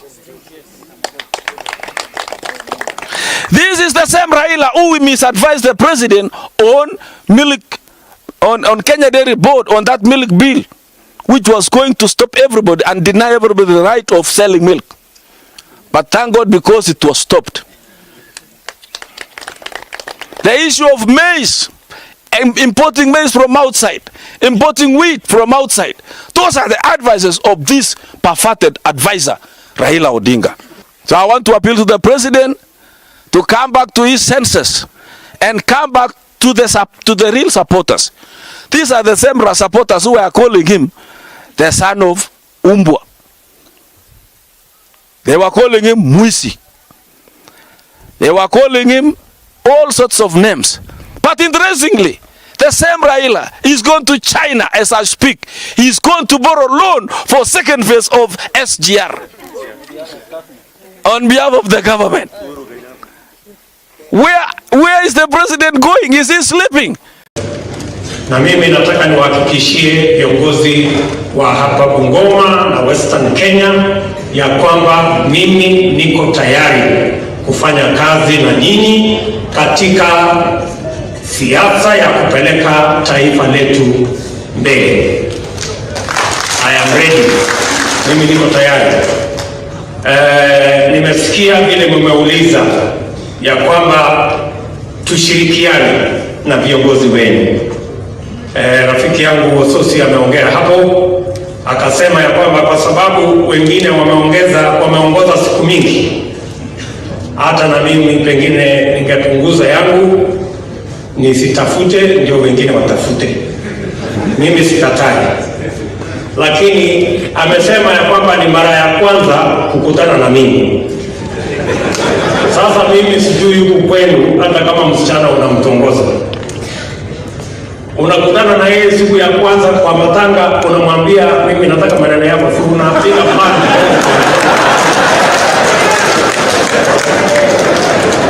Kwa sababu yule msichana amefundisha vizuri, hawezi kukubali maneno yako siku ya kwanza na hawezi kukubali kwa matanga. Si unatembelea kwake ama namna gani? Kwa hivyo mimi hakuna kitu nimekataa. Nimesikia viongozi hao wameongea, kina Dagala, na with my friend watu ya ANC, watu ya Ford Kenya, mimi I have no problem. Ile tu mimi nataka niwaulize, tafadhali waambie wale viongozi mnawatafutia, watafute namna waongee na mimi, kwa sababu hata kama tunatongozana sasa, mtakuwa mnaningojea kwa mazishi ndio mniambie, si mtembee nyumbani ndio mkuje mseme maneno vile inakuwa kama namna gani? Lakini mimi nawasikia tu nikikuja Western kwa matanga ndio mnaniambia. Sijawao amojakuja.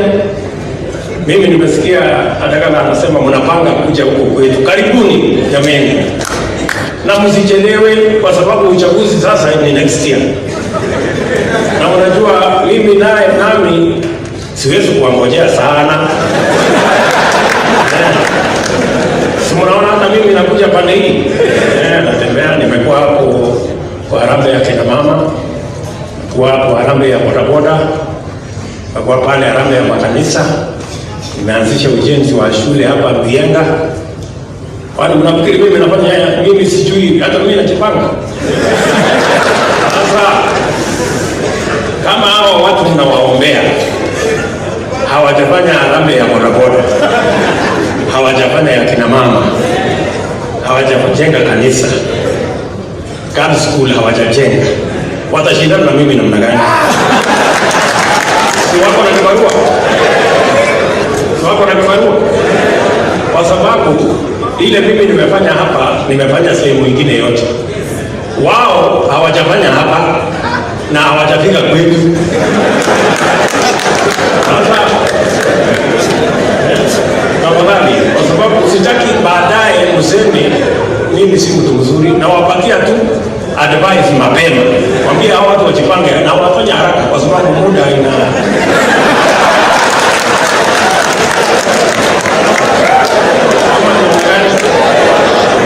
kwa sababu wacha niwaambie, na mimi unajua bibi yangu yetu anatoka hapa ni yangu. Kwa hivyo ni msichana wa Western. Mimi sitaki mashemeji wanikasirikie. Lakini lazima wajipange. Sasa mimi ndio natafuta hawa kwa simu. Simuwaambie hata wachukue simu yangu.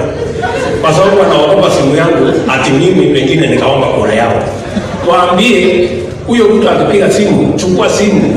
Kabla hajakuomba kura yako omba yeye yake kwanza mapema. Ndio itembee haraka. Ama kuna gani? Maneno inaendaka namna hiyo. Na ile inatafutwa, mimi nataka muelewe. Nimesikia mmesema wanataka kiongozi Mluya, nataka kiongozi namna hii. Ile kiongozi anatafutwa Kenya, anatafutwa kiongozi mfanyikazi. Na kiongozi ambaye atajua mahasla wale wa bodaboda na mji wa mkokoteni na mama mboga, maisha yao itaenda namna gani? Huyo ndio anatafutwa ama namna gani? Kwa sababu vile Mheshimiwa Bunyasi alisema, shida kubwa ya Kenya ni mambo mawili: umaskini, ukosefu wa kazi.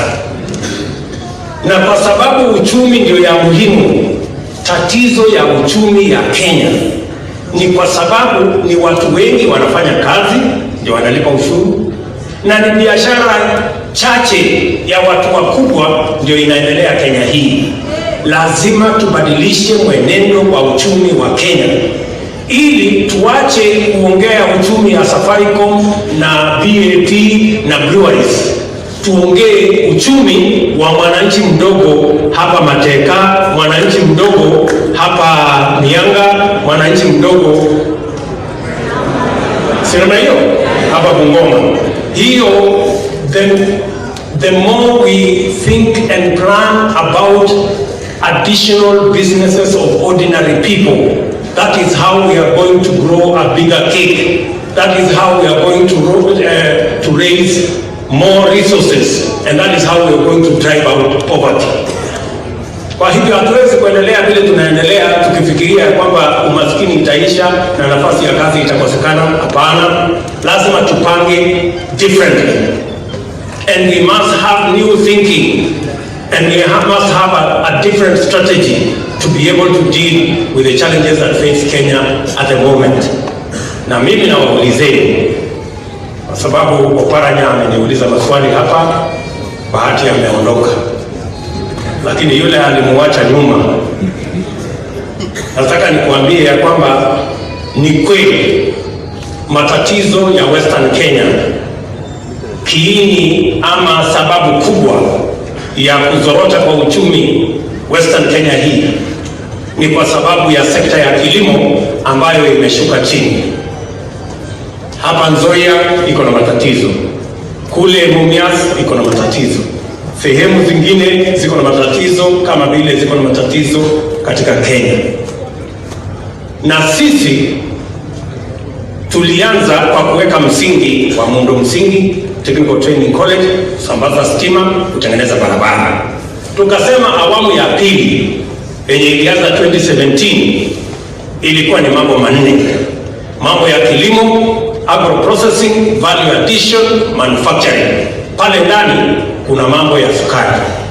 Tukasema ya pili housing, ndio tutafute nafasi nyingi za kazi kwa vijana.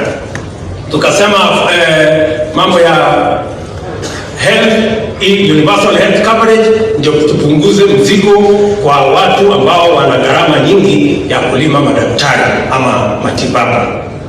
Sasa wakati tumeanza tu 2018,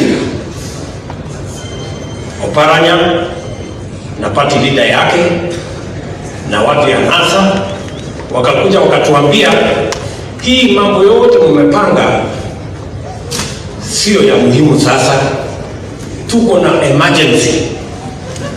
Wakatuletea kitu inaitwa handshake na wakatuletea ingine inaitwa BBI. Sasa hiyo biashara yote ambayo tulifanya, siwe Oparanya mwenyewe alisema walifanya mkutano, yeye ndiye alikuwa vice chairman, co-chairman. Lakini wakati ripoti hiyo ilipofika, tukaambiwa hii report wekeni kando kwanza, iko maneno ya BBI. Tumekuwa tukizunguka hii mambo ya BBI 3 years. Ni mnanielewa? Yes. Sasa hii BBI imetuzungusha miaka 3. Ile tulikuwa tumepanga inangojea tumalizane na hii BBI. Na ile tulikuwa tumepanga nafasi ya kazi ni vijana 500,000. Hii ya BBI ni mmesikia vile deputy governor amesema hapa, ni watu wako na wabunge kama Didmas wanaweza kuwa waziri, mwingine anaweza kuwa prime minister, na ni nafasi kama 100. Sasa unaona, sasa tumeambiwa ile agent ni nafasi 100 ya viongozi, ile nafasi 1,500 ya wananchi atiingoje. Hapo ndio tuko. Na sasa mbona mnaniuliza maswali sasa, na nyinyi ndio msema priority ni BBI. So wacha tusukume hii BBI tuone kama itapita, hao wananchi wakakubali tupitishe, ndio turudi kwa ile kazi ambayo wananchi walitupatia. Hiyo ndio majibu yangu kwa Bwana Wetangula. Nao you know, nyinyi ndio mmeleta hii kisirani yote. Tungekuwa tumemalizana na Mumias, tungekuwa tumemalizana na Nzoia, kwa sababu tulikuwa na hiyo plan mapema. Sijui kama tunaelewana. Tuko pamoja? Si tunajibizana tu hapa kwa heshima, kwa sababu hatutaki uongo, tunataka kusema ukweli. Ile priority ambayo imebadilika, ambayo tulikuwa naye, hata nyinyi watu wa Bungoma mnajua, awamu ya Jubilee ya kwanza tulifanya mambo, tulijenga reli, tukajenga mabarabara, tukaunganisha stima, tukajenga technical training colleges 5 hapa Bungoma. Lakini hii awamu ya pili imechukuliwa muda mrefu na mambo hii ya handshake na BBI ambaye sisemi kuna makosa, lakini sasa inalenga watu wachache, na hiyo ndio imerudisha sisi nyuma. Na ndio mimi nataka niwaambie watu wa Bungoma, safari hii hatuwezi kuendelea kuendesha mambo ya Kenya ati tunashughulikia mambo ya viongozi, mamlaka, vyeo na mambo ya wakubwa. Lazima tufikirie pia yule mtu wa pale chini, mtu wa bodaboda, mtu ya kuuza mboga sokoni, mambo yake itazungumziwa siku gani?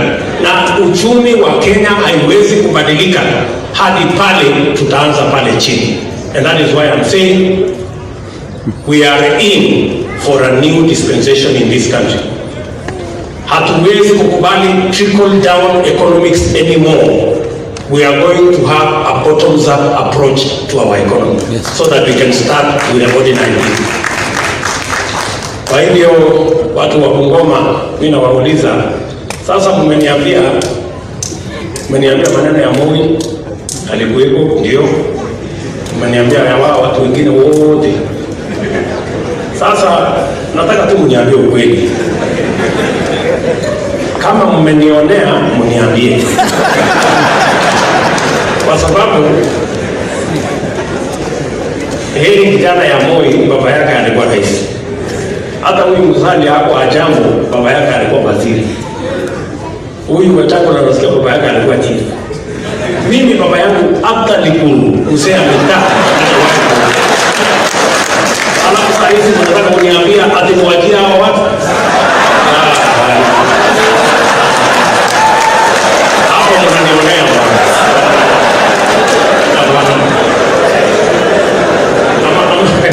Kama mniambia tu watu ya kwamba wewe ufai kwa sababu baba yako hajawahi kuwa Likuru, basi nitakubali. Na sasa nyinyi mkisema mimi niwache kwa sababu baba yangu hajawahi kuwa Likuru, na nyinyi kwani baba yenu amekuwa nani? Sisi kama mtu ule wangu. Alafu sasa mnasema namna gani? Ati tutakuwa tunaambia watoto wetu wewe ufai kwa sababu baba yako hajawahi kuwa kitu. Hapana, wacheni mchezo. Hawa watu mniwaachie nipambane na hawa.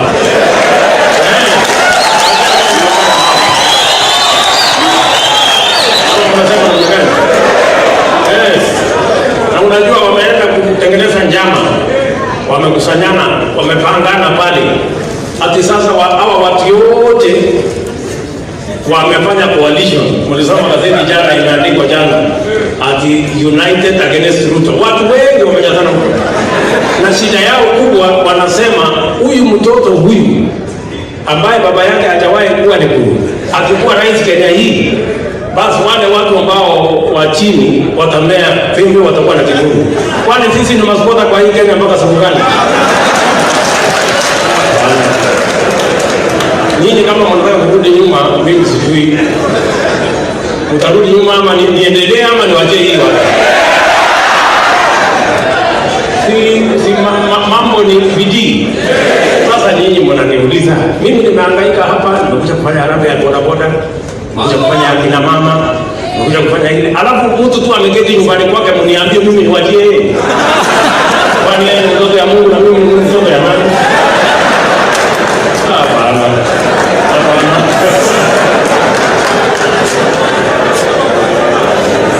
Sijui kama mnaelewana. Unasema niendelee? Unasema niendelee? Ndio mtoto ya kila mtu Kenya hii. Mama ambaye ameketi hapa ajue kwamba hata ingawaje mtoto yake yeye anauza miwa ama mama anauza mboga ama mtu anaendesha bodaboda, ajue siku moja kwa sababu kuna Mungu mbinguni, huyo mtoto wake anaweza kuwa kitu katika taifa hili letu la Kenya.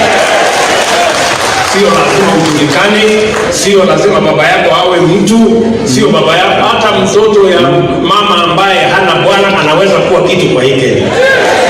Ala, kama namna gani? Tumekubaliana?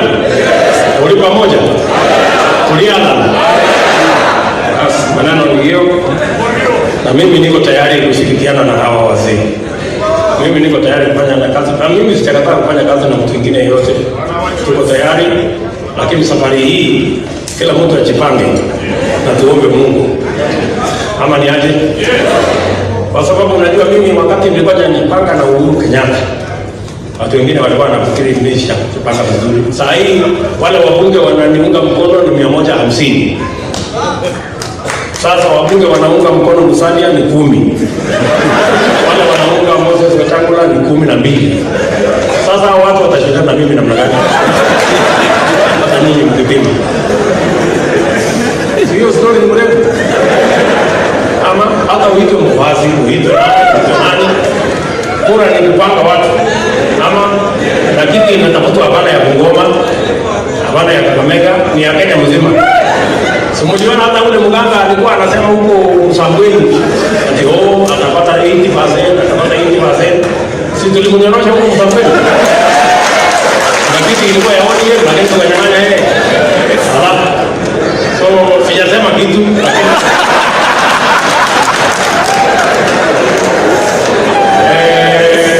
Father wetu wa hapa ametuuliza kwamba kuna kanisa. Na mimi mnajua mimi nimelaumiwa sana kwa kujenga kanisa. Wale watu ambao hawataki maneno ya Mungu wananiwekanga fitina kila siku. Kwa hivyo Father, hiyo paa umeuliza hapo, nikitoka hapa unitafutie chairman aniambie ni shilingi ngapi niweze kuandika cheki kidogo mwezi kufanya hivyo.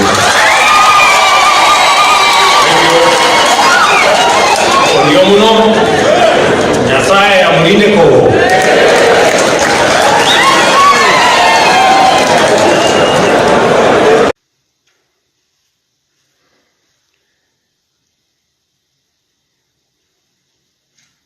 Yes.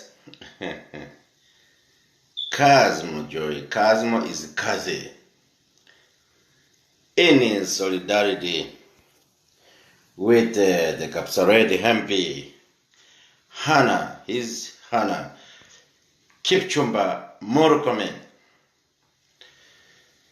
Is Hannah Kipchumba Murkomen. Nimekaa sana, nimekawia. Nilitoka kazi saa 5 nikafika kwa nyumba saa 5 na nusu. Nimekawia kidogo before nilale. Lazima niongee hii maneno. I'm going to talk very tough. Very, very tough. Kazmo Choi. Kazmo is Kazi. Bear with me a few minutes and I'll be done. Ndio nilale. Nimengojea sana. Wapenzi wa Kenya. Wapenzi wa Kenya. Wapenzi wa Kenya wenzangu, msitanganyike na siasa. Kuna watu nyumbani wengi huwa wanatetea watu. Wametetea watu, wametoka university, wametoka shule, wapi hauna kazi, lakini you keep on supporting the same people. Watu ambao wamekuwa ministers, wamekuwa wabunge, wakakuwa ministers, yes. Arafu wamekuwa saa zingine senators na wameruka, wameenda wamekuwa governors. Wewe mwenyewe hujapata kazi. Think of yourself. Sio kama mimi Kazmo naweza sema najifunia na sio malingo. Watoto wakitoka university wanapata kazi nzuri vile wamesomea. I'm here today to lecture Uhuru Kenyatta na Raila Odinga. Oscar Sudi, rafiki yangu mkubwa, my good friend Oscar Kipchumba Sudi. Hakuna makosa Oscar Sudi amefanya. Oscar Sudi is not a criminal. We have freedom of speech, freedom of expression in the entire world. Hata hapa America, mtu akiongea vibaya juu ya president, hakuna ama mama yake ama nani, hakuna mtu anakuja kumuuliza yeye umeongea. Freedom of expression, freedom of speech. That's what I'm saying. It's all about freedom of speech. Kipchumba Murkomen aliongea vizuri sababu Kazmo Choi alikuwa ameongea hivyo.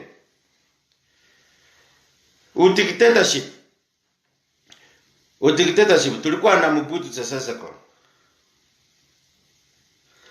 Tulikuwa na Idi Amin na Arab Moi, wote hawako wamekufa. Kichana ya Mzee Kenyatta ndio Jameson Wanjoi Kinywa wa mashati. Kukuja na mashati kila siku. Amekosea. Amekuwa dictator, but his days are numbered. Hii ni Kenya bwana. Hii Kenya sio ya mama yako Mama Ngina. Ninakuambia. Oscar Kipchumba Murkomen hata yule magistrate ati ni wa Nakuru Your days is coming. We will resist. We will resist. Hakuna makosa Kipchumba Murkomen amefanya. Ameongea kama wanaume 200. Vile kazi mojo inaongeanga na nilikuwa nimeongea before yeye aongee. Oscar Kipchumba Murkomen achaua mtu. Achaipa mali ya mtu. Achaipa mali ya umma. Acharep mwanamke.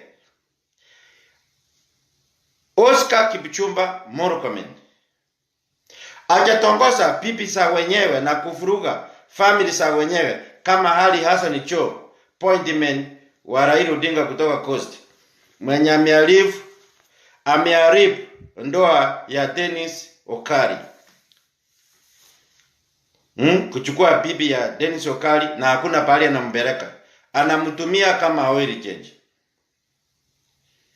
Ninasema ukweli mtupu. Oscar Kipchumba Murkomen, Oscar Kipchumba Sudi, hakuna kitu amefanya. Hakuna makosa amefanya. Sababu ya kutaja Mama Ngina na ndio family imetusumbua. Mama Ngina mzee alituibia half of Kenya na nimerudia mara mingi. Hii family imeharibu biashara Kenya. Inataka kuoni kila kitu Kenya. Kila kitu. Bandari ya Mombasa wametoa, wamepeleka Naivasha. Wanataka kuoni. Kenya Airways wanataka kuoni. KCC ya Masigo wanataka kuoni. Timber Supply wanataka kuoni. Watu hawaoni hivyo. Alafu mama maskini ya mwaka vinaenda kuprotest ati Mama Ngina. Ninashangaa. Oscar Sudi sio haka kama mtoto kamesaliwa na Muhindi Mudodiri Babu Wino alionekana absurd. To hold in holding Oscar Sudi in detention without trial for 14 days, that is very wrong. Oscar Sudi hakuonekana absurd kama huyu Babu Wino. DCI kazi gani? They can't even prove to the world kama wanaweza kuleta kesi. Share this video na ifikie wajinga wote. Hata panya na paka. Muchai mbunge wa former delete mbunge wa Kabete Muchai alipigwa marisasi usiku Kenyatta Avenue. Tunakuwa na askari wana patroli huko. Wakati walisikia mlio, walikuwa wapi? Wale maaskari wana patroli hapo Nairobi Center. Hakuna kitu hii ya DCI inafanya. Hakuna kitu inaweza kuprove kwa the entire world kwa inafanya kazi. Hata paka na panya. Kesi ya Babu Wino akionekana akishoot na halafu baadaye wana dance na Uhuru Kenyatta. Sawa, unataka kutuambia nani? Unataka kuambia Wakenya nini? Nani anaogopa? Uhuru Kenyatta. Uhuru Kenyatta umenyambia nje. Oscar Sudi aliongea ukweli, kila mama ako sawa. Kila mama ako na kuma iko hivi. Sio kimatarao ama anaongea vibaya. Sio ati mama yako kuma yako ya mamako iko so special kuliko wengine. Hii ni dictatorship ya Moi. Unaturudisha nyuma. Hii ni mbaya bwana. Ni mbaya bwana. Ulichelewa kwa tuko na same age. My kids are same age with your kids. Wangu wamesoma, wapa hawajasoma, ni mali wako nayo. Bwana, unaenda speed mbaya. Unapeleka inchi vibaya. Wakikuyu masemeji yangu. Wakikuyu wasemeji yangu. Waliamuka usiku wakasema komera.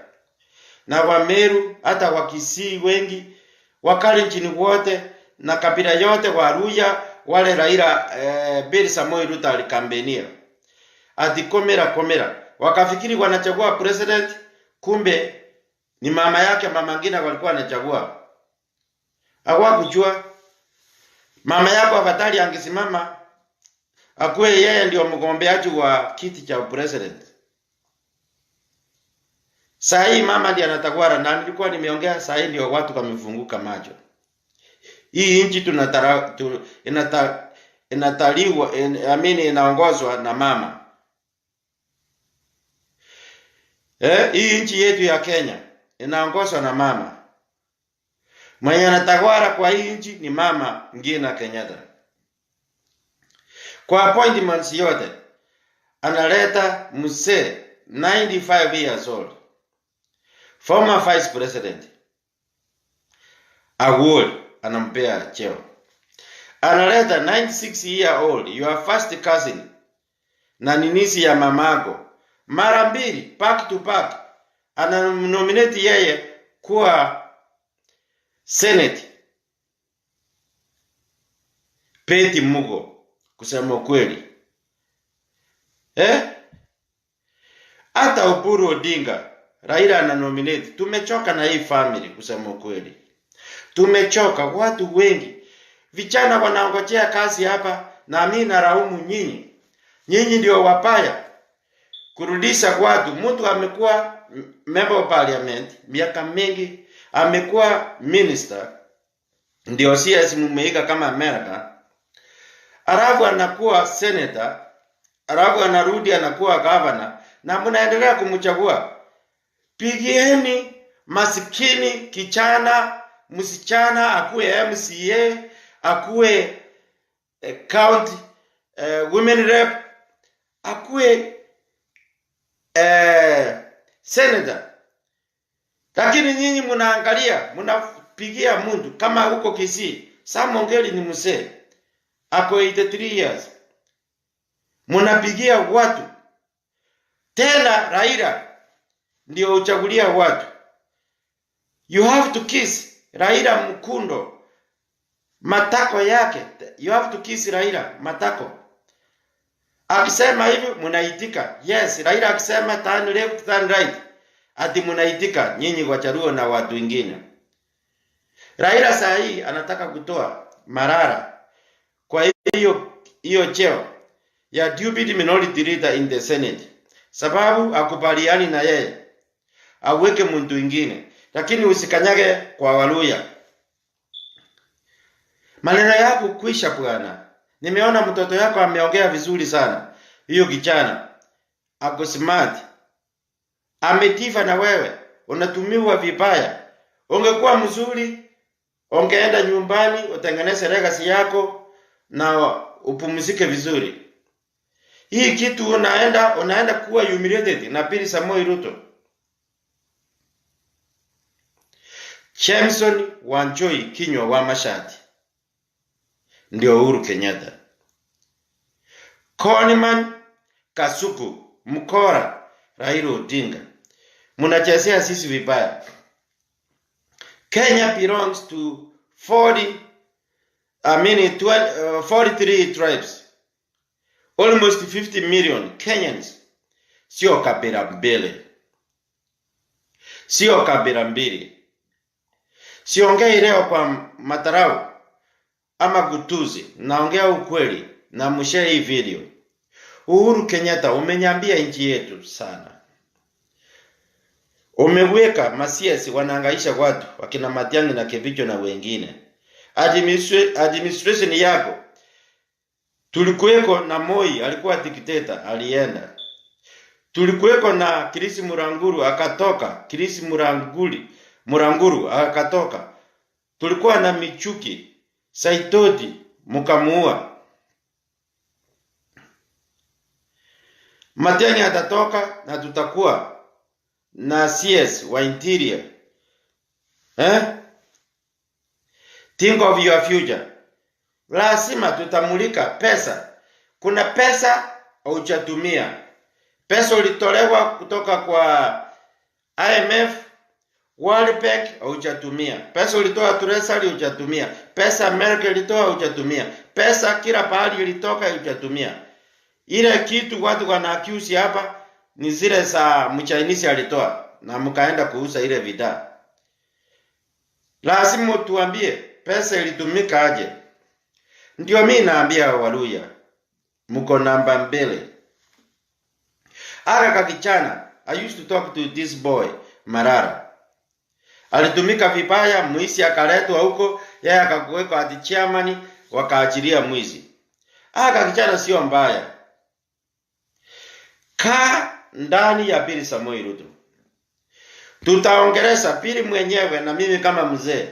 Tutaongeleza pure fighter. Akuwe CS. Ndiye atuambie vile Sisiri Kariuki aliipa na huyu Mutai Kagwe. Sababu hii ministry Uhuru Kenyatta hataki kupeana kwa kabila ingine. Ni kwa Kikuyu YouTube. Sio ati I'm against. Mimi nimeoa Mkikuyu. Naongea ukweli. Kwa serikali inayokuja ya Pili Samoei Ruto na itakuja. Pure fighter Pon Karwale. Wachia Marara na wewe ingia kwa Asura Nation. Usupport sisi. Utakuwa governor. We need young people. Kama Mutura Kilonzo. Kipchumba Morokomen. Okongo Mogeni. We need new people. Sio wase watu wameseeka kama Ongeri amekuwa kutoka kitambo hata wakati wa Moi. We need new people. Na nyinyi watu hamuna kazi ndio mnapigia watu wazee. We need new leadership. New leadership in Kenya. In all sections, all this parliament and the Senate. These all organs. Uhuru Kenyatta amenyambia nchi. Anaangaisa Oscar Sudi sababu ya mama yake. Ni kama mama yake yeye hakuni hali. Ni kama mama yake yako special, ametajwa. Na hii family imetajwa ndio waizi. Uhuru Kenyatta ndiye ametuibia pesa kutoka huduma namba na anataka kuleta huduma namba alafu aendelee kutuibia. Hii hatutawezana nayo. Nobody should go for huduma namba. Tuko na pin number. Ukitaka kununua nyumba, ukitaka kununua shamba, unatumia pin number. Hii huduma namba social security ni same. Wanatanganya watu. Pesa za SGR nimesema mara mingi. Uhuru Kenyatta ametumia macharia. Kwa hiyo ministry hataki kumtoa. Ametuibia ya kutosha. Lakini vimuntu wengine Wajaruo waliroga kwa sababu waliambiwa kuna system. Itaibia Raila Odinga, itaweka Raila Odinga. Utaangojea mpaka Mungu arudi. Pili Samoei Ruto sio mtu wa kuibigwa kura. Anajua everything. Wakikuyu kura zao isipotei. Mkikuyu yote. Nikirudi ni bibi yangu Amboi anapika ndani ya Pili Samoei Ruto. Usitanganyike. Hakuna Mkikuyu atapigia Raila kura. Hata Muluya mwenyewe saa hii. Hakuna Muluya anaweza taka kusikia Raila. Raila enda Western kwa kampeni uone ni nani atakuja. Ni huyo mdomo kubwa uko nayo ati Oparanya. Kila mtu amekuruka. Wewe ni kasuku. Nilimesema hivyo. Mukora, Conman, kasuku. Unachezea watu. Chemeson Wanjoi Kinyua wa Masati ni Uhuru Kenyatta. Na wewe nimesema ni kasuku. Conman ni kasuku. Mukora. Ulipandika Kalonzo Musyoka watermelon na ni kweli. Hiyo ndio majina mnajulikana. Kasuku. Umekuwa kamukora. Raila, this is not your time. Umepitwa na wakati. Hii ni hasara nation. Mimi mwenyewe nilikuwa nakutetea. Alafu natusi Pili na Samoei Ruto vibaya. Ati ni mwizi. Ukora mtupu. Wewe ndio unachukua pesa zote za wizi. Haki ya Mungu. Uwe shinda Pili Samoei Ruto. Kura za Mkikuyu. Kura za bibi yangu Mkikuyu. Wambuye ipotee hivyo. Aipotee hivyo. You will never win. Na Uhuru Kenyatta tutakuweka ndani. I swear to God. One God. Vile umekosea, Matiang'i na Kibicho ni ndani. I swear to God. Matiang'i na Kibicho mmeua Wajaluo. Lakini Wajaluo na nyinyi ni kama watoto. Mnatanganywa kitu kidogo. Mnafuata Raila. Mnakisi matako ya Raila. Wajaluo mnakisi matako ya Wajaluo ya Raila. Raila ndio mnakisi. Raila akisema hivyo mnafuata yeye. Yeye sio Mungu. Hata watu wakamuita papa, sio papa. Papa ni Mungu. Papa ni Mungu. Heshimu naibu wa rais. Wewe Uhuru Kenyatta, take my words. Sitaki kukutusi leo. Umekosea. Ati mnasuia Kipchumba Murkomen for 7 days. Kwa nini? Ni nini? Uchunguzi gani? Kama Babu Owino ameshuti mtu na ako nje na mnasherekea na yeye wewe Uhuru Kenyatta. Kitu gani? Kitu gani? DCI. Kitu gani inaweza fanyia Wakenya waone ulimwengu Kenya? DCI ati tulikuwa na CID. Nikitoka nyumbani I left the CID. Sasa hii ni DCI. Inafanya nini? Kazi gani? Watu wameuawa, Muchai aliuawa. Hakuna kitu. Hakuna kitu. Uchunguzi ya aina gani? Nyinyi ni bure. Niko imagine muna kai chameni. Munasumbua Oscar Sudi for nothing. Mama ya Uhuru Kenyatta ndio wamesumbua sisi na ni watu wapaya. Your days are coming, tutaweka nyinyi ndani. Uhuru Kenyatta sio kitu. Ni kamutu kadogo. Ni kamutu kamavi. Mavi. Sio mtu anatosha. Wakikuyu walichagua Uhuru Kenyatta wakatania ni China.